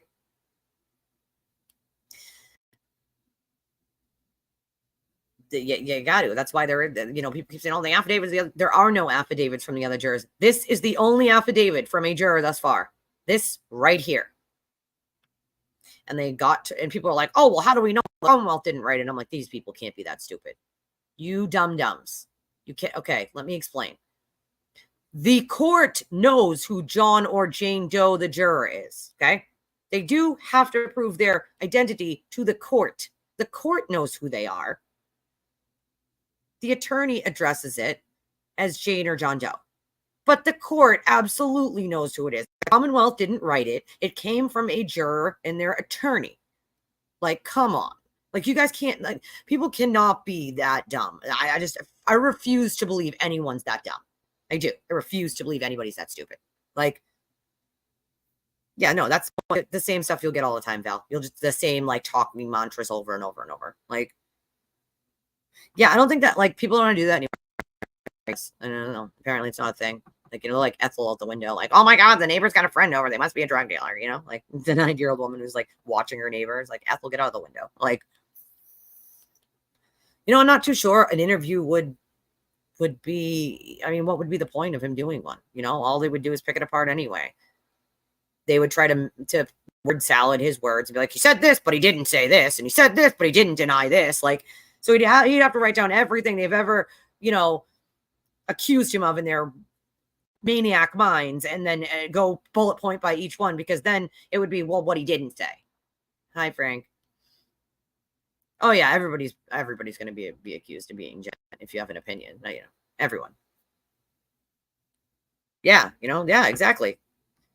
Of course you're a real person. Most people are, Most people are. Like, I'm very much a real person. I have my camera off right now, but I usually, I pop it on here and there, and like, sometimes I have it on the whole stream, sometimes not. Like, it's not rocket science. Like, these people are ridiculous, Like, this is what we're dealing with. They're not the sharpest crayons in the box there, Like, oh my god, that's a good one, Barb. Actually, that's very clever. That's very, very clever. I like that. It's very clever. Well, it does kind of show the mentality at that point, right? Like, it's all the same mantras over and over and over, all the same talking points said by 50 different people over and over and over. Like, bro, is that a real life? Come on, stop it. Who is harassing the O'Keefes? That in your picture is Free Karen Reed? Like, come on, stop it. You know the answer to that question. Don't act like you don't know. Come on, stop it. Let's stop it. 20 to 30 of them, according to the police, went down to harass the O'Keefes. Okay, like, get the fuck out of here, dude. Like, that's utterly ridiculous. Like, you went all the way down to a VFW where they're having a private event waiting for the verdict, and you thought it would be some good idea to say that you wanted to go in, and when they told you couldn't go in because it's a private event, you got mad, and that's interesting. You got mad and then called the cops on the cops, and then they started to use the bathroom, and they're like, yeah, no, it's a private event, you got to go somewhere else, and they got mad. Why go all the way down there? Why go all the way down there? For what reason? For what reason would you go all the way down there? You didn't go out, get all the way down there to fucking say hi or to say you felt bad. Obviously, you went down there to harass them. So, yeah. I mean, ask the police and the O'Keefes who were there when those people fucking showed up. They absolutely were being harassed. Like, ridiculous.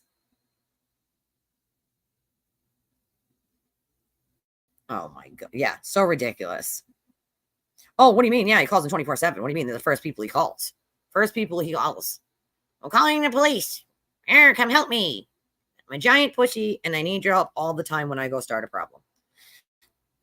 Get the fuck out of here. You're going to start a problem. You go down to start a problem and then you call them for help. It's amazing. It's amazing to me.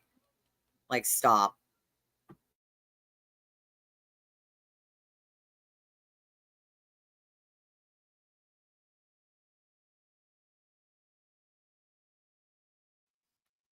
Yeah, well, that's what narcissists do, Like, that's what they do. They want the attention. It's sad but true. Like, sad but true. You know? Yeah. Yeah, exactly. The one that I have pulled up is the only juror who has an affidavit currently. The other, quote, however many jurors that have been numbered by, A through E or F at this point come from Alan Jackson and David Yannetti, from someone of someone of someone. I'm sorry, that's not how that works. Like, also, again, if it's not written down in the verdict sheet and passed in, and it's a mistrial, you don't get to go back. There's no, oh, we want her to be acquitted, so we're pulling a Hail Mary so that maybe she's in charge with the other two charges and we can get her off in the last one because we know she'll be, convicted if we don't. There's no, try again with the same jury to make up lies. That's not how it works. It was a mistrial. And as this juror stated, they came to no agreement on all three counts. All three. So that's completely contradictory to what Alan Jackson and David Yannetti are spewing. Interesting, isn't it? Considering this person was in the room and they were not in the room.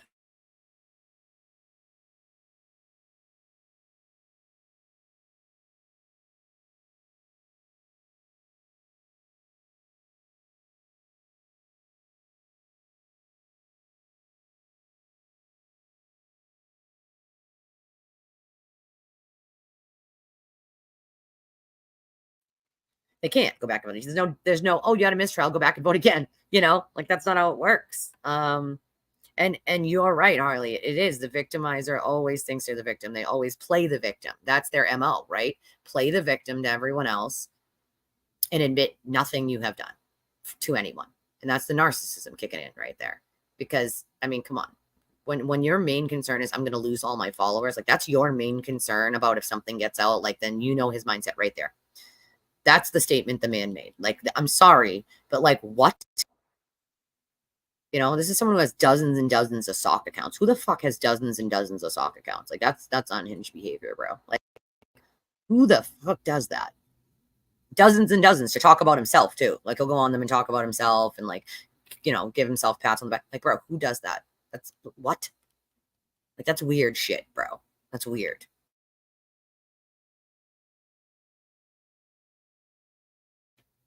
And you're right. They can't go back and vote. They can't. There's no like do-over. You get another jury and you get another trial. That's your do-over.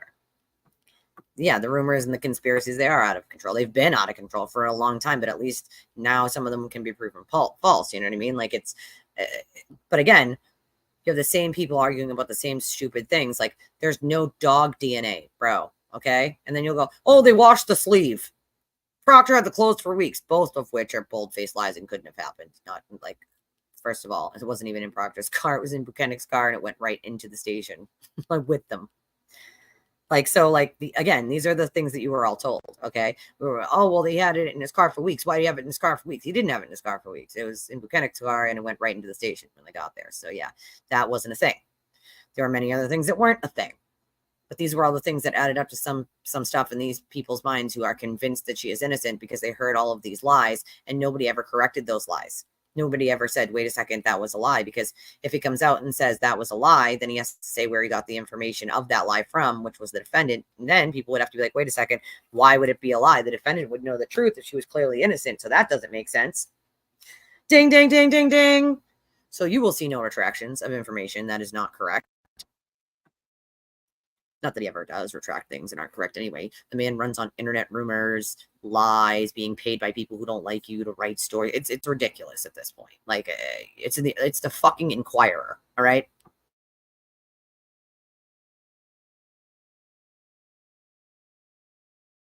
It's total Delulu land. It's literal Delulu land. Like there's no better way to explain it other than Delulu land. Like legitimately. Hey, Tanja. Like, that's what we're dealing with here. Absolute delusional. Like, it's insane. Like, insane.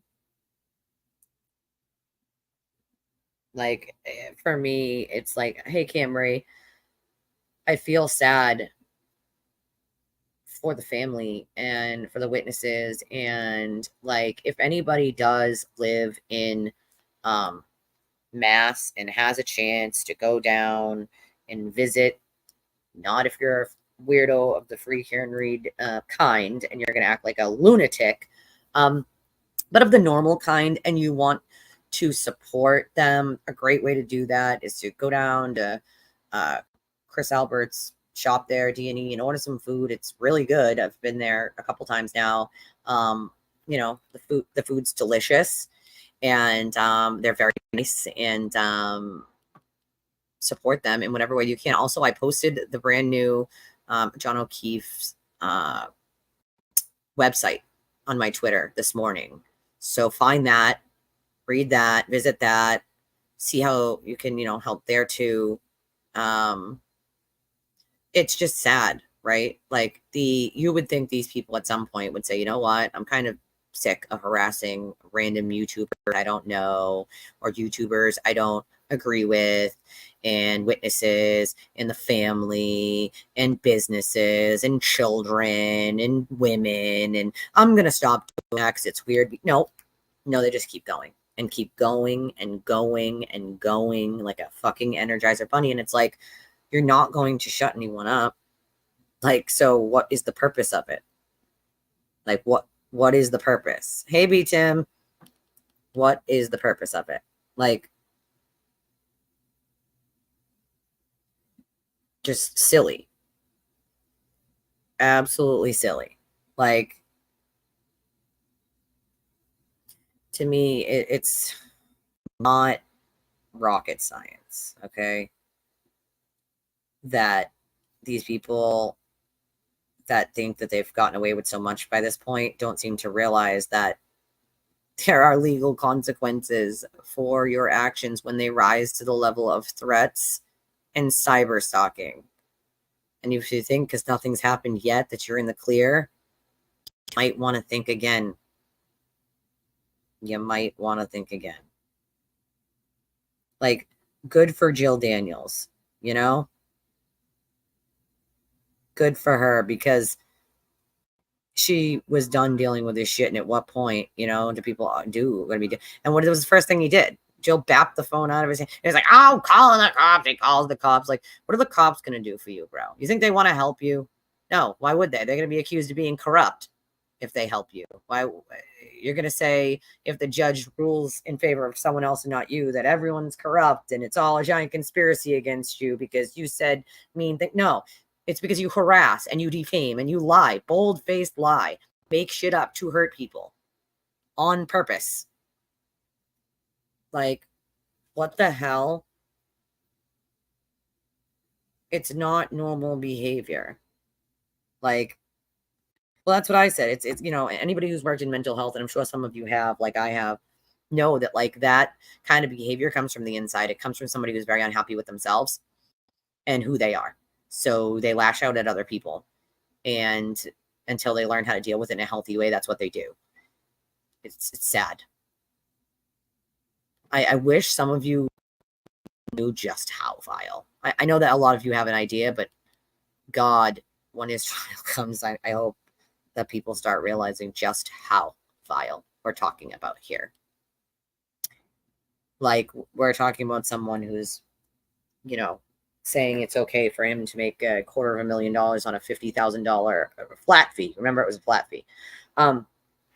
He wants $250,000 from you, and he wants all of the donations on his channel, and he wants you to buy his kids all brand new Christmas gifts, and he wants canteen, and he wants all the things, and he wants everyone to feel bad for him. But then he goes on to say his victim shouldn't have a right to, have her own lawyer to fight lies and made up bullshit. Sorry, what? Or people in real situations shouldn't be able to fundraise themselves, or other YouTubers shouldn't have a right to have people donate to their channel, because I guess apparently to him, he decides when and how people donate to everyone else on planet Earth. And that kind of thinking is not normal. You don't run the world, my dude. Half the world has no clue who you are. 3/4 of the world has no idea who you are. They don't care. Like, you don't get to say when someone makes money, how they make money, or what they need it for. You asked people for money for harassing people. You did that action. Like, and then you didn't stop. Like, you didn't even learn the lesson. Where it's like, okay, maybe I went over the line. Maybe it was a little much. Maybe I should have stepped back a little and kept to, like, not, going to their houses and having people call them and text them and harass them and email them and go to their businesses and go to their jobs and, like, maybe go to their kids' sports games. Like, maybe that was a little much. Did we learn that lesson? No, he didn't learn that lesson. Not one bit. Again, doing the same thing over and over, expecting a different result. It's the definition of insanity. Literal definition of insanity. Well, we already knew that. That's a given. I find it funny that the people who are the most giving people on planet Earth are the most kind people and are the ones who struggle the most, not the ones who have the most usually, which is funny to me. Not that people who don't have the most don't help. I'm just saying, like, a lot of the people that help have been through struggles in their life, so they're like, oh, like, I know what this is like, like, they've had more life experience and things, so they're like, oh, I know what this is like I want to help, right? Like, yeah, he has 2 in August. Oh God, that was a good one. I needed that laugh. Thank you. I needed it. It is very true. Very, very, very true. It's just, I mean, come on, dude. You don't get to say what other people do or how they do it. That's not how this works. You can't ask people to donate to your defense fund that's apparently never ending. And then get mad, for instance, when the Canton Nine needed an attorney and he thought that they should only spend $5,000 or $10,000 between all of them, that they shouldn't all get their own attorneys. Him and Karen had an argument over that because she thought they should all get their own attorneys and the best attorneys they could get, and they should try to raise the money for it. And he didn't want them to because, why? Oh, here we go. Ready? Because it was going to take money out of his pocket. That's why. Because it was going to take money out of his pocket of people that could have donated money to him. Apparently, he doesn't realize people can donate to more than one person at a time if they want to. Like, oh, no, that happened. I told you. It happened. And you can go back and watch Proctor's testimony, and he sort of mentions it when he says that he had to stop looking through her phone when he sees the privileged information, because then they had to get the taint team to go through her phone. So, yeah, it absolutely happened. She absolutely texted her attorney saying that she clipped him, but she didn't think she hit him that hard.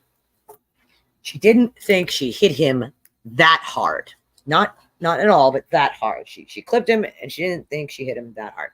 Where do you think the Commonwealth came up with the idea that she clipped him? Like,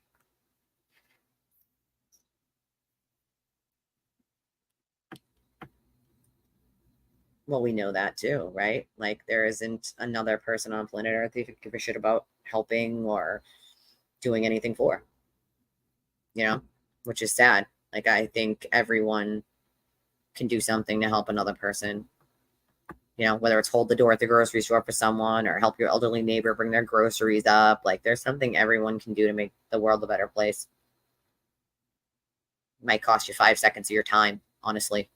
And what's 5 seconds of your time? If you're spending your time harassing other people and trying to shame and defame and slander other people, shame on you. I don't know. I mean, it's a good, maybe. We don't know what position we was. We don't know if he was back facing, front facing, side facing, bent a little. I mean, it probably wasn't standing straight like an arrow. We probably know that. No one does that. So, but, oh no, it's true. It was true. I'm actually surprised the news stations didn't play that clip of me saying that, to be honest. But what that tells me is that they know it existed and they didn't want to play it. I find it very funny. None of them cited that, me saying that. Nor did they. And I know of at least 2 journalists that knew it existed. I know Ted Daniels knew it existed.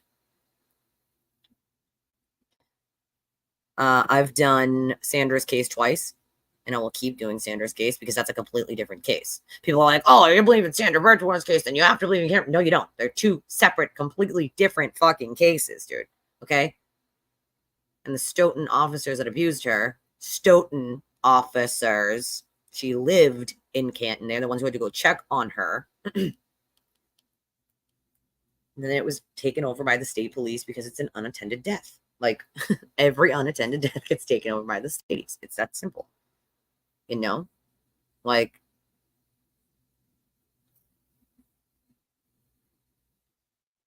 it's just sad. I think people need to reprogram their brains into figuring things out that are a little more normal. As in, how can I stand up for what I believe in, but not a fucking shitty human at the same time? Not buy into the I need to act like a lunatic to be accepted crew. Because you don't have to act like a lunatic and commit crimes and cyber stalk people and do all that shit to fit in somewhere. Yeah, that's what she wrote to her attorney. So, I mean, it is what it is. Like, they can't use it in a trial because it's privileged, unfortunately. but they know what happened, right? Like, they know what happened. So why do you, like, you know what I mean? It's sad because I felt like Trooper Proctor really had no way out of being able to say it on the stand, to be like, oh, well, you know, I didn't really fucking like her because I saw that text, you know, like, because he's not allowed to. He can't say what he saw that was privileged, you know. But it was her own camp that ended up leaking it eventually, accidentally, but it still came from there. So, I mean, that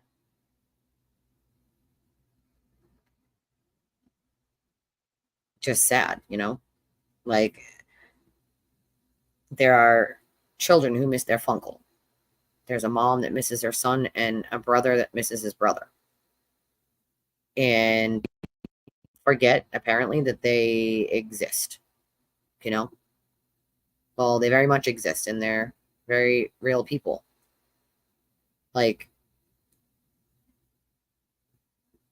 time to start thinking about your actions and what you're doing and whether it's hurting them or not. Like, it's not normal. Like,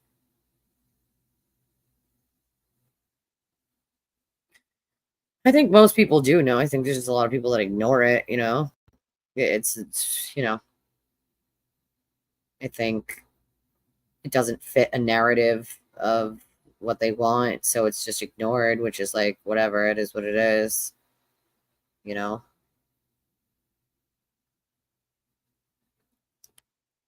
Sad, but true. Like, you know, if you don't watch this case and think to yourself, no matter what side you're on, that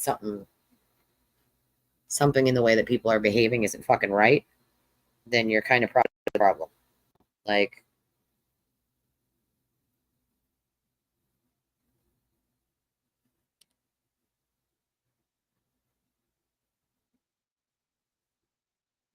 I can't with some of these people. Like, it's just really sad. No, she wouldn't. But it's all part of the plan, right? If you get them to do that, then maybe you shut up some people that are telling truth, and then people don't know.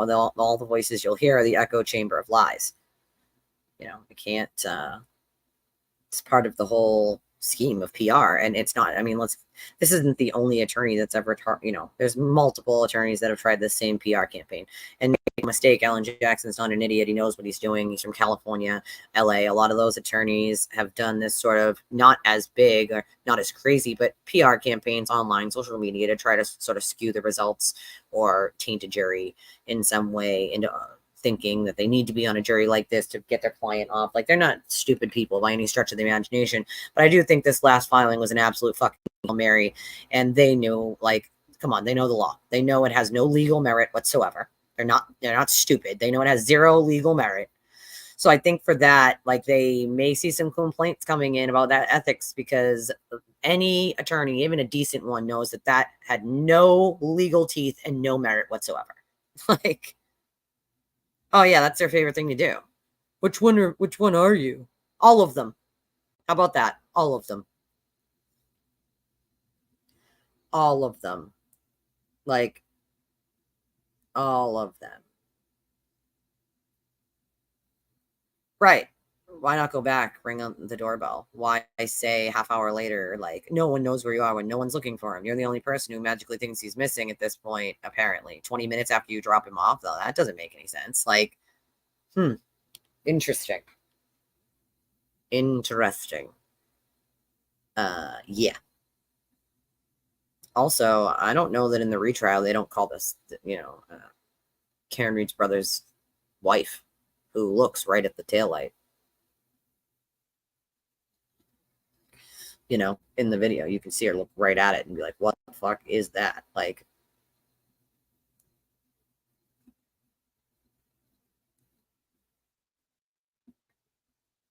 it's ridiculous.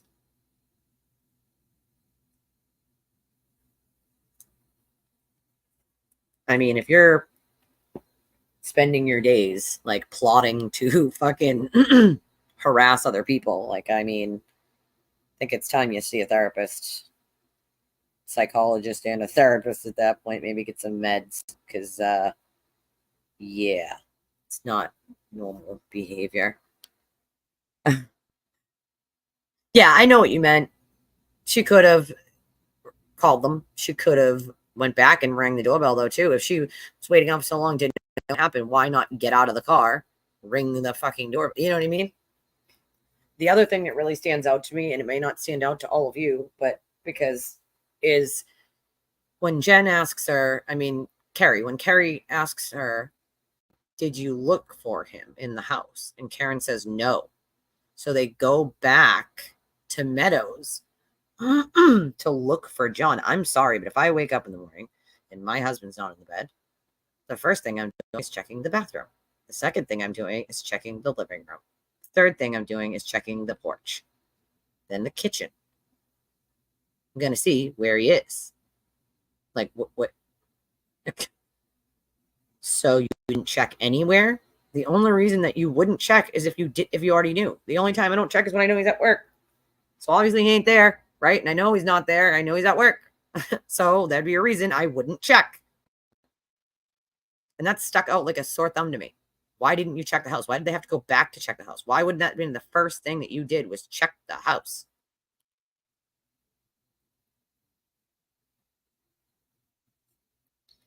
I'm melting. I'm melting. It's actually hot here too. It's been hot. It's a little less hot as it was the last week. It's been painfully hot. But it's a little less hot today, thank God. Insanity. The whole thing is insane to me.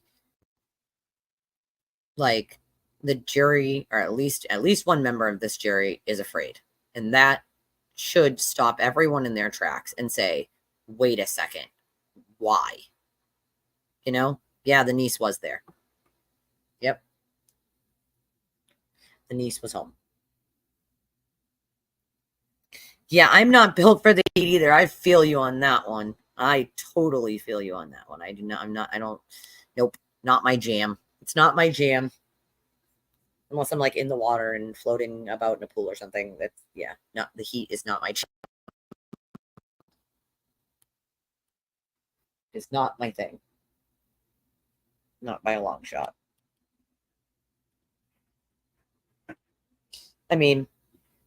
This affidavit from the jury member speaks absolute volumes to the reality of this whole case. And the problem with this whole case is that people who don't agree are attacking each other like rabid dogs. Rabid dogs. That's not freaking normal. Not normal. By any stretch of the imagination. We're human beings, not rabid animals, dude. I don't wish shitty situations on anyone. I've been sober 16 years. I don't wish addiction on anyone. I don't wish that for anyone. I don't wish trauma on anyone. I don't wish domestic violence on anyone. I don't wish harm on anyone. It's not a hard concept. When you're out there wishing these things on people and saying things like that, it's not normal. That means there's something wrong inside of you to be acting that way. Not the person that you're targeting, or persons, multiple, especially if it's multiple. Then you know it's you. They're like, grow up. It's time to grow up. You're acting like a child, a middle schooler, a high schooler, where you're trying to fit in, so you need to do those same behaviors you're seeing other people doing. At what point do you say enough is enough? I'm not that person, and these behaviors are not normal of me, so I think I'm going to step back. Because if you're not, then apparently you're just in a pack of lunatics at that point, and I guess I'll pray for you. I guess I will pray for you. I don't wish bad situations on anyone. So for the shitty people wishing my situation on me or anyone else, you're a shitty person. I'm not the shitty person. You're the shitty person. I'm dealing with a housing issue. with a slumlord, which you don't even have a quarter of the fucking story. There's a reason why the health department took him to court. There's a reason why the mayor knows about it and had the health department take it to court. There's a reason why the health department has stacks and stacks and stacks of evidence, along with stacks that I have and stacks that all my neighbors have. There's a reason why one of the properties was almost taken into receivership. There is a reason we tried to form a tenant union. Like, there's a reason. So anybody wishing that on other people, there's something wrong with you. There isn't something wrong with other people. And I think normal people step back and look and go, wait a second, who's the shitty person here? Normal people use their brains and their critical thinking skills. And normal everyday people are decent people. Decent people. Decent, kind people. And I have seen so many decent, kind people be relentlessly slandered, lied about, defamed, harassed. It's disgusting. It is disgusting. Like, if you could just see my DMs and my like emails from some of these rabid dogs on a daily basis, you would be like, this is like kook. This is like FBI needs to look into this shit. Like,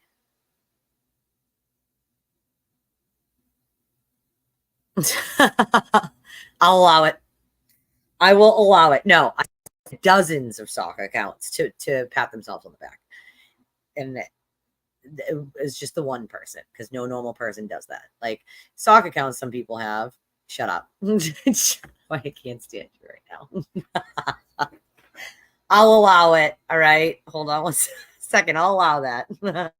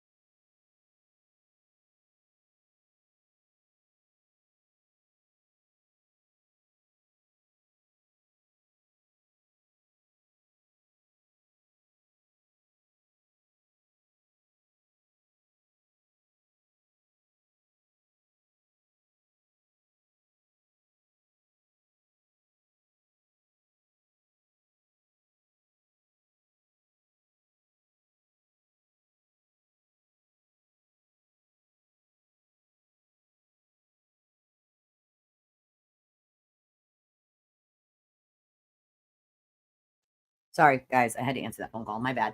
I think I will allow that. Delete. That's not what I meant. What I meant was other cray cray stuff, like dozens and dozens and dozens and dozens of stock accounts, like a weirdo. Like, I mean, some people have stock accounts, and I think they can do that, you know. But we're talking about like mentally unwell people that do that kind of shit. So I allow it. You know,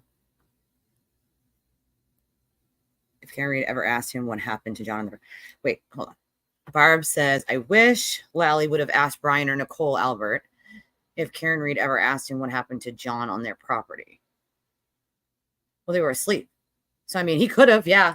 He did ask Brian, like, did he know that he was there? He did ask him, like, did you know he was on the front lawn? And Brian said, no, if I had, I would have helped him. I would have went out there. Like, so, he did, sort of, yeah, in a way.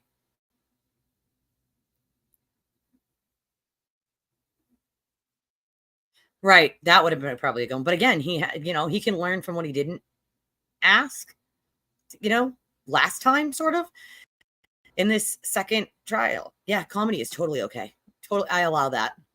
I also allow stock accounts to, what? Because that's what normal people do, Bree. Duh. Mm-mm.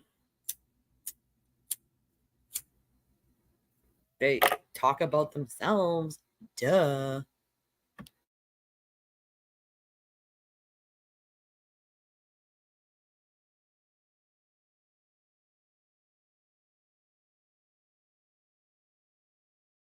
It's a thing.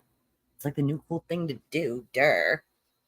I have. Yeah, I just said that a couple of minutes ago. I've been to D&E. They have really good food. I've been there a couple times. I just said if you want to help support, especially show your support for the Alberts and all the crap they get, especially Chris, because they go and harass his business all the time like assholes. Go to D&E and have a meal. It's actually good. I got the waffle fries and we got steak and cheese. We got chicken palm. It's all delicious. I'm dying from some more of those waffle fries. So good. Yeah. I mean, but he has a way to now sort of decide the things that he didn't ask last time to do this time, right? Like, and I think that's just going to shore up anything that maybe the jury didn't like or didn't get an answer to the first time. The second go around, he's going to be able to shore that shit up and be like, okay, this time I'm going to ask this, this, and this. I feel like this would have been stronger and that would have. He has a chance now to do that in a second trial. What are they going to do? You're going to change the story. If you change the story, you lose your followers. You change your story and say someone else did it. There was no dog this time. Then what? Then you're admitting you lied. The defense don't have very many moves on the chessboard for them. The Commonwealth has plenty of ways to shore up their theory on what happened with their experts and just by asking more questions. I know Sybil. Oh my God. Such a good show though. Multiple personalities. That's why I think some of these people just are talking to their own personalities sometimes when they say shit because it makes no sense. I'm like, you must be talking to your 17 personalities then. Like, yes. I can't stand you. I can't stand you. But I mean, yeah, that's another thing. Having to do it again, the family having to do it again, the witnesses having to do it again, everyone having to do it again is just sad. It's sad. But hopefully this will be the last time, because that's sad. That's also sad. Like, here's the thing. Like, hey, whatever he's got to do, I don't know who said that, but I think it would be a bad look for them to do that, really. If that's going to be allowed, then anyone who makes a big stink about a cop anywhere and says they're corrupt, makes shit up, and gets a mob can get the cop fired. I mean, it sets a really bad precedent. You know what I'm saying? Like, also, if they're going to complain that he was drinking with Proctor while they were on a case, they do have times they're off duty. So whether they're working a case down in the Cape or not, they have every right when they're not working and not on the clock to get in their cars, go have a drink, and come back. It is their personal time, and they have every right to do what any other citizen on planet Earth does when they're with their own free time.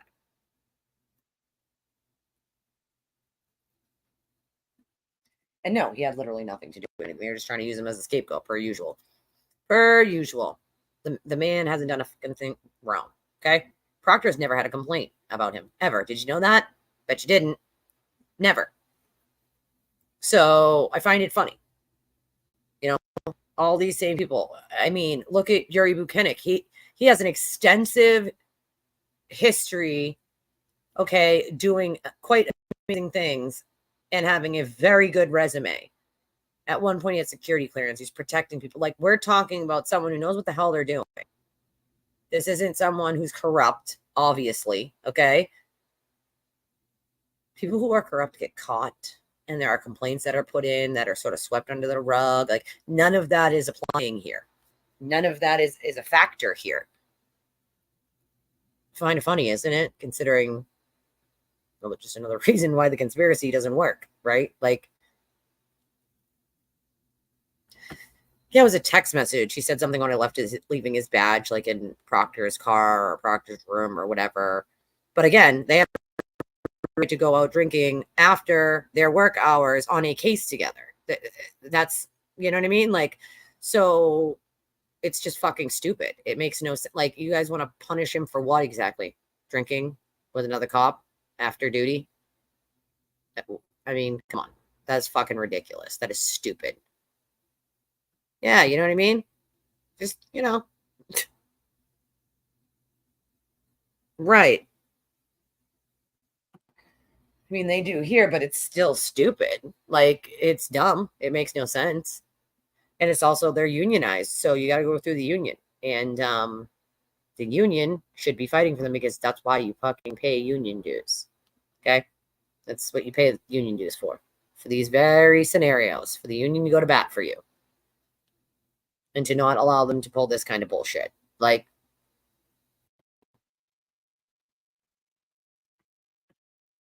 I agree with that.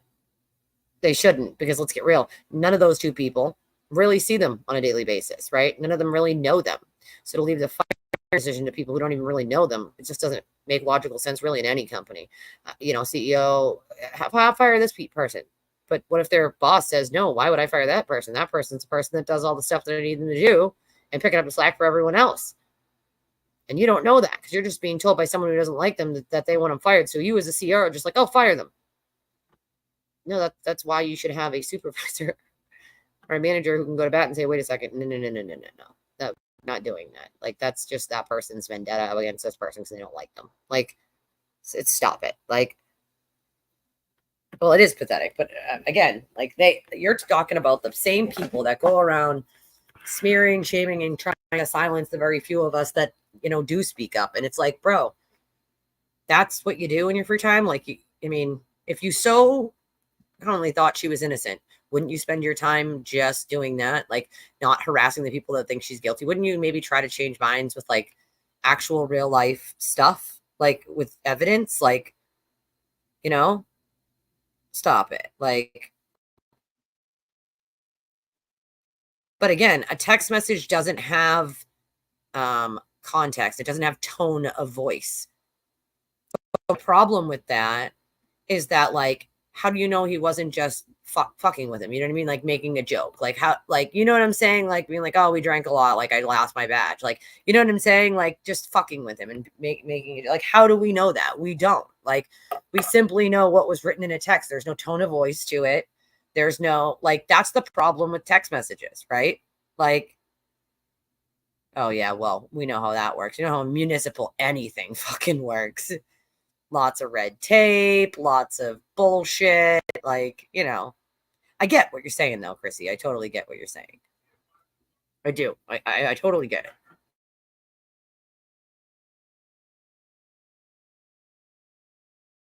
I'm not sure whose vehicle it was, but again, they were down at the Cape, so they were probably staying at a hotel, I'm guessing. And so they're not on the clock 24/7. You know what I mean? Like, so even if it was like a cruiser, right? They still have personal time while they're on that case. They're not on the case 24/7, 7 days. You know what I'm saying? Like, they have to sleep, and they do have personal time. So even if that's the car that they wanted, that the station wanted them to take, like, they still have personal time, and they have to drive that car. What other car are they going to drive? Like, they have to drive those because the only cars they have, right? So, like, they're just a bunch of, like, then if that's the case, then they need to provide, officers with their own vehicles and have them sent to where they're going to be. You know what I mean? Like, if this is how it's going to be every time, because we can't keep doing that to officers either. It's not fair to them, right? And I'm not a huge back the blue person, as you guys know, but let's be fair here, right? Right?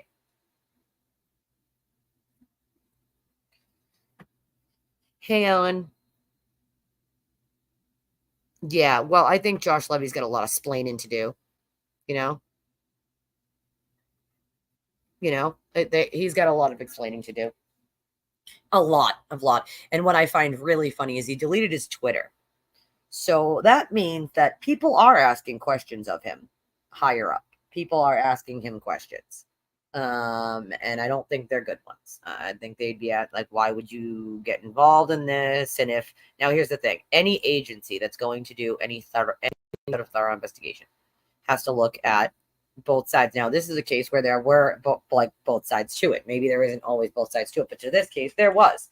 You had the Karen Reed is innocent side and the Commonwealth thinks she's guilty side, right? So if you're the government and you need to look into that, then you should be taking every single piece of evidence you can get from both sides. They never asked for a single piece of evidence from the Commonwealth. They only got things from the defense. And if that doesn't make the hairs on your arm stand up and you say, what the fuck is that? Then I don't know. Right. That's another thing, you know. They already did an evaluation, though. They did one of those already. He already had one of those, you know. But, oh, Tom Beattie, well, he's just a guy that lives in the neighborhood. He has a daughter. And when all of this stuff happened, he found out that his underage daughter was sort of being, oh God, what's the word I'm looking for a child here? Promiscuous, maybe I should say. That's probably the best word that there is for it. And he could come to terms with that. So instead of coming to terms with the fact that like that was part of this, right, of him finding out that, he decided instead he was going to be mad that people sort of told him about it because it was coming out anyway. And instead he was going to not like the Alberts and McCabe's because Colin is sort of the one that outed her, but he didn't do it on purpose. You know what I mean? So like, there was other students in the school and stuff. And I guess things had already been said. And like, you know, so Tom Beattie is a person that basically doesn't like them. So I'd be in like, so you're going to write a book because you don't like them because you couldn't come to terms with the fact that your daughter was being a teenager or a promiscuous teenager. I don't know. Like, I get it. You're a dad. It's a little different than a mom. I understand it's your daughter and you're a dad and I get it. But at the same time, you need to look at the whole picture there and not just you being mad over you finding that out. It's a little ridiculous. Come on. Like, and no, none of it still makes Karen Reed innocent. Like, you know? Well, yeah, with Levy, yeah. I mean, that's my main concern, you know? Like that's exactly what it was, unfortunately. Like, I'm not saying that he shouldn't know better, but that's not his work phone, right? I think people mistake it for it being his work phone. It's his personal phone. And he, just like anyone else on planet Earth, has a right to vent their life. And cops have a very large amount of stress, a large amount of things that they see that the general public doesn't, you know? So it's like, for me, the problem that I have with that is if we expect officers and their private messages to be public or them to be reprimanded for it, then where is everybody else's messages held? Is your job to go through your messages and fire you because they don't like what you said? That's my price. You know what I mean? Like, if you allow it to happen to them, then you might as well just give that exact thing to everyone. And I'm not okay with that. You know, I don't think my job should be able to go through my social media or my text messages, my private ones, and say, we don't like you said this, so you're fired. You know, like, and what's suspicious is there's nothing in there that is of any example that he did anything wrong or that he framed her in any way or anything like that. He said some mean things that weren't so nice.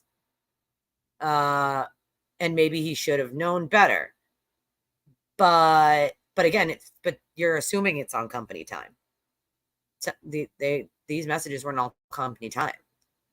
Some of these were at home, in his own house, on his own time. You know?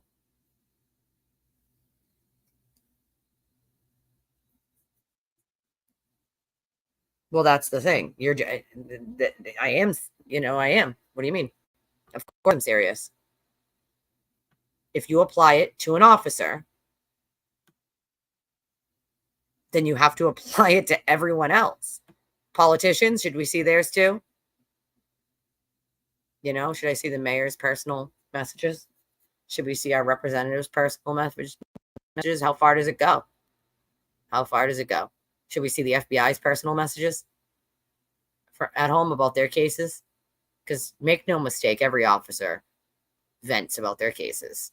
I think this gets blown out because this is the only one you're seeing right now, but make no mistake, every officer does. So my point is, where does it stop? Should we only apply it to officers? And why? Why should it only apply to officers? Because I don't think that's right either. So if you decide you're going to be a police officer, you have no privacy at all. So who the hell's ever going to want to be a police officer? See, that's the issue. That like there are so many things that go with that just don't jive well, you know? Right? Like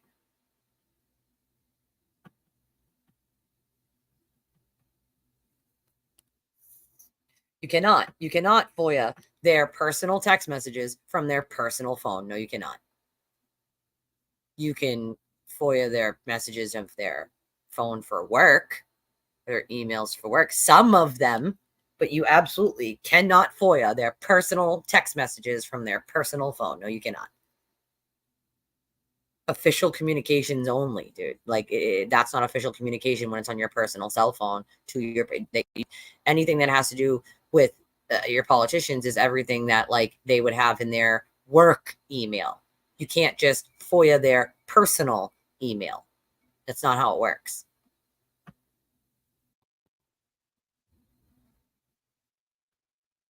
They're investigating. They started immediately. What they had at that point, they were investigating the facts. Of course, they towed evidence in a murder. Yeah, yeah. They had to take the car. That was, hello, it's a pedestrian hit. Like, do you know that their oath to protect and serve was found unconstitutional? That they don't actually have to protect and serve? Did you know that? There's a Supreme Court decision that says they do not have to actually protect or serve.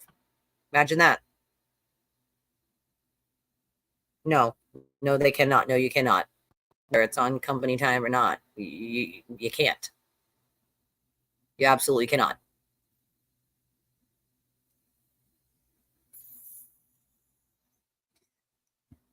The oath is the oath. It doesn't speak to what legally can be done and can't legally be done. That's the oath you take to become an officer. Judges also have oaths. There are oaths of office that they're irrelevant when it comes to what you can and can't do when it comes to elected officials or police officers. And Bree here actually was an elected official. I'm sure a lot of you already know that because I think she's spoken on it before, but you cannot get elected officials' personal cell phone records, even if they're on company time. They're allowed to answer a call and say, hey guys, hold on, I got to step out. This is my doctor's office. And no, you don't get to get that text message. You don't get to FOIA that information. You don't get to decide what quote unquote is of importance in their personal phone. You can only FOIA official records, a work phone, a work email. Some of my friends are nurses. They text each other and go out and know each other. Are they right? Are they in a conspiracy? Like, no, they work together. They like each other. They hang out sometimes. It's not, rocket science. A lot of people do that with their coworkers. They should,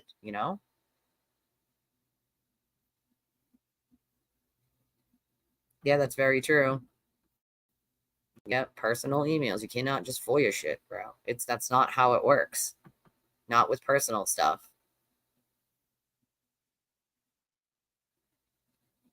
Again, I don't need to brush up on any law, honey. I've been studying law since I was like 12. So, no. You're talking about a scenario where if they find out you did something on company time that they think is suspicious, they can then look into that. They would have to have probable cause of that, and then they could look into that. They cannot just FOIA anybody's personal cell phone and say, we want to go through their personal cell phone because they used it on company time. No, you can't. That's not a thing. It is not a thing. We'd be able to FOIA every elected official's personal cell phone right this very minute then. That's not how it works. Again, public records requests have limits. Public records requests do not go to a person's personal cell phone just because you want to see what's in it. That's not how it works at all.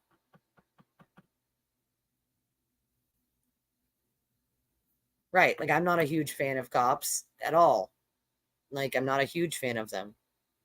I have respect for them. Their jobs are difficult, but there are a lot of corrupt cops. I'm not going to say there isn't. I've seen a lot of corruption. It just doesn't apply in this case. Karen Reed is not innocent. Like, they do not. Yep. No one gets, yeah, you don't get personal just because you want to. That's not how it works. Once again, they have the right to text back their doctor or their children on company time, and you still do not get to FOIA those records. It's not how it works.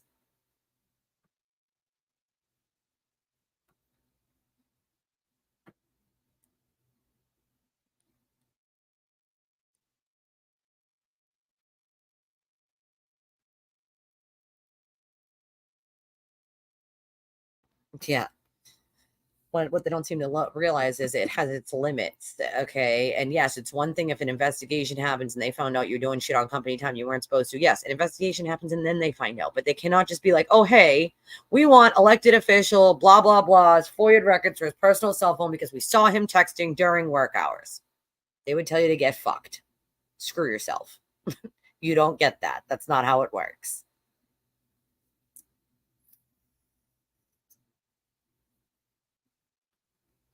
Well, I mean, no, I think a lot of people know each other and aren't on a fucking conspiracy because normally people who work with each other are, you know, they know, like, that's the whole point. They know each other. They're coworkers at the very least. Like, his texts were used against him because the police handed over accidentally his whole records, number one. Number two, because people were implying that he did something improper. Therefore, they then looked into it and he voluntarily handed it over. That's why.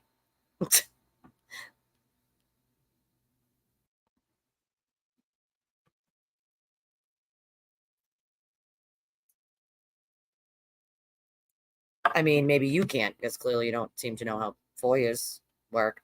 So, I mean, if you don't even know how FOIAs work, then I don't know how much, you know, information you really have. Turned out just fine. Thanks, Chrissy. You can go now. See, that's what we're talking about. People who come here just to do like, right?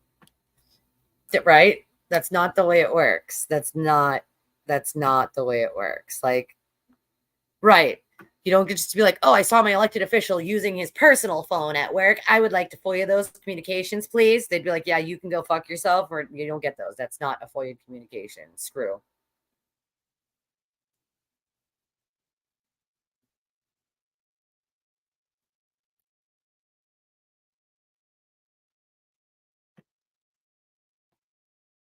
Like, ridiculous. Like, again, when you really think that's the way FOIAs work, then that's part of the problem, right? Then you don't even actually know what the hell you're talking about. Like, like, for the love of God, like, come on, people. Like, I know there are bright people in this world, but you like, come on. It's like when someone says shit like that, and then you literally say shit that you should know makes no sense, and you should know isn't a thing. Like, I don't know.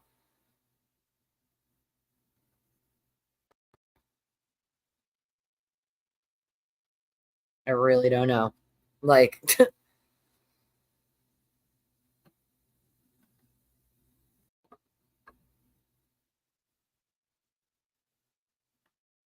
it's possible. It's possible. Yeah. No, it does not. Your phone is not government property, nor will your private phone ever be government property. When they look into investigations of people doing, you know, shit like that, like it's insane.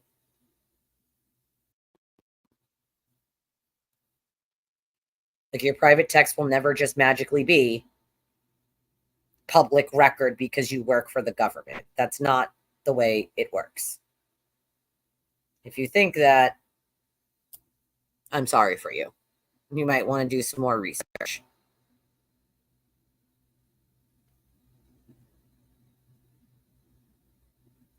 I'm like, uh-oh. Does anybody know what's going on with this massive outage of tech? Obviously, it seems like it's a very big cyber attack. Obviously, that's very clear to me. But people are saying like their banks are down, like they're like, there's all sorts of stuff. Like the airport. There's something else I saw too. And the flights at Germany's airport were delayed. Widespread fault with Microsoft technology caused chaos around the globe.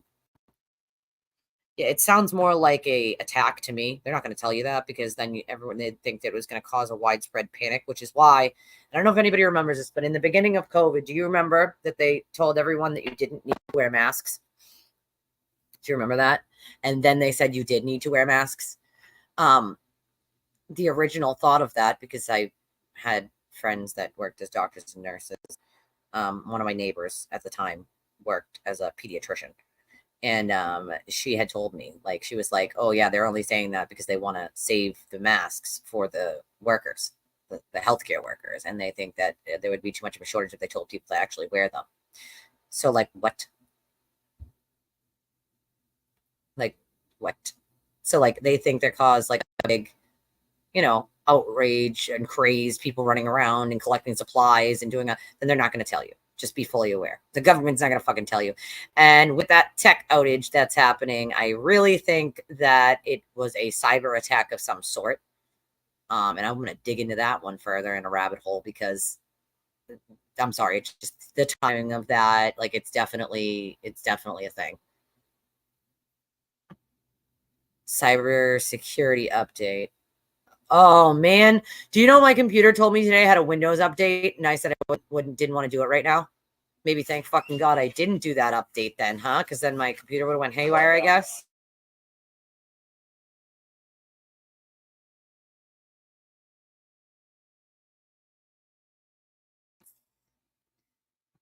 Well, yeah. Well, that's why we know it's not. We also know because, again, we know people in elected positions, and I'm sorry, but you're going to get my mayor's personal messages. Like, no, that's not how that works. That's my company can't log in. Oh, no. Yeah, I had an update, and I was like, oh, I'm not going to do it right now. Maybe thank God I didn't. Like, good, because, I mean, mine's a laptop, but it's, like 4 years old, probably. It's not that old, like 4 years old. Oh, thank God. Thank God they shut it off. So I'm like, I don't know. It's a little weird. Like, all this tech isn't working at banks, not working right. You got, airports, like they're delaying, like all sorts of different things, like all over the place.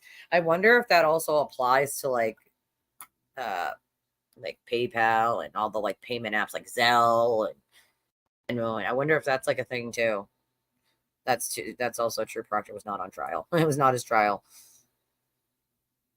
It was not on trial. You seem to forget that. People seem to forget that. I think this is a good place to wrap it up today, guys.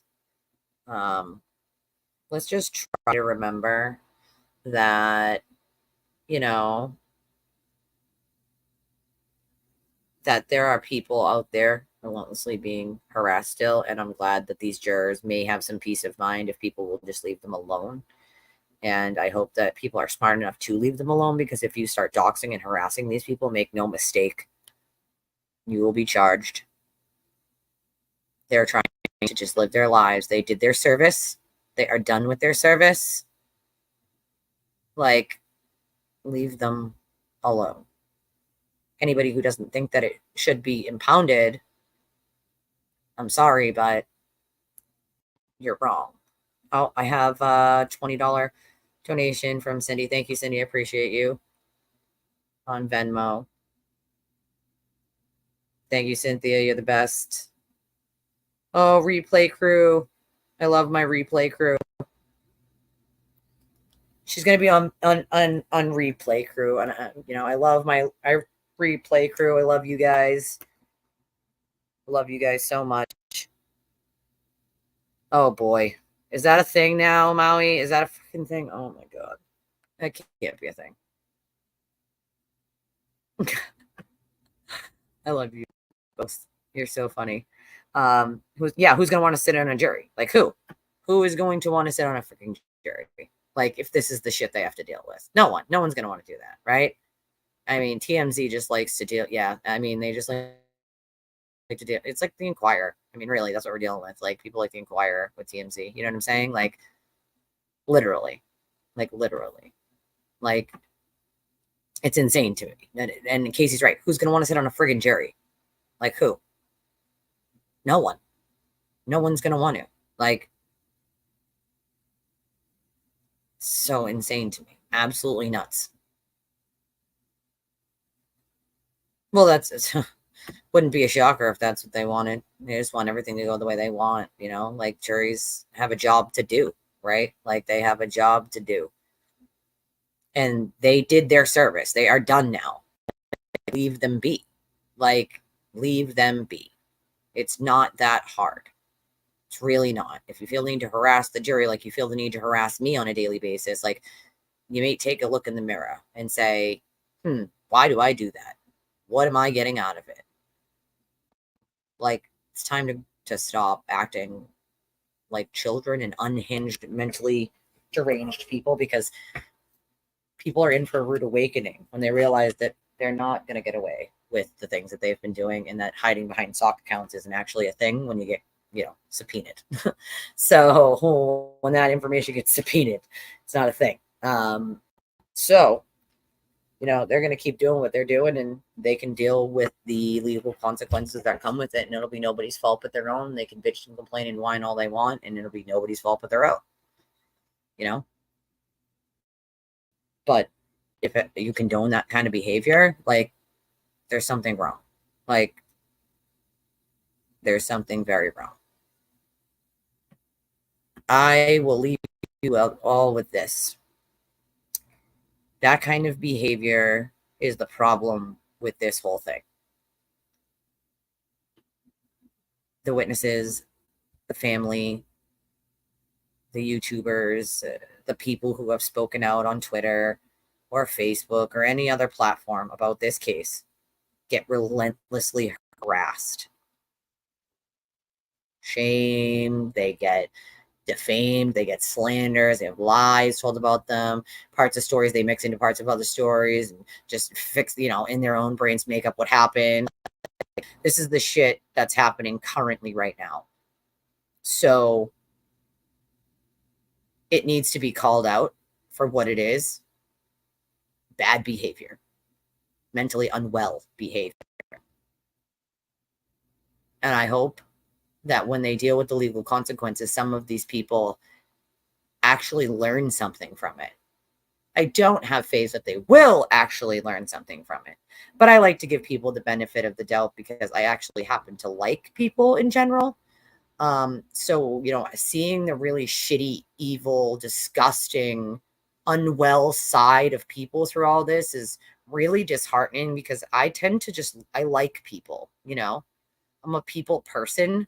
So it's really sad, but I love you all.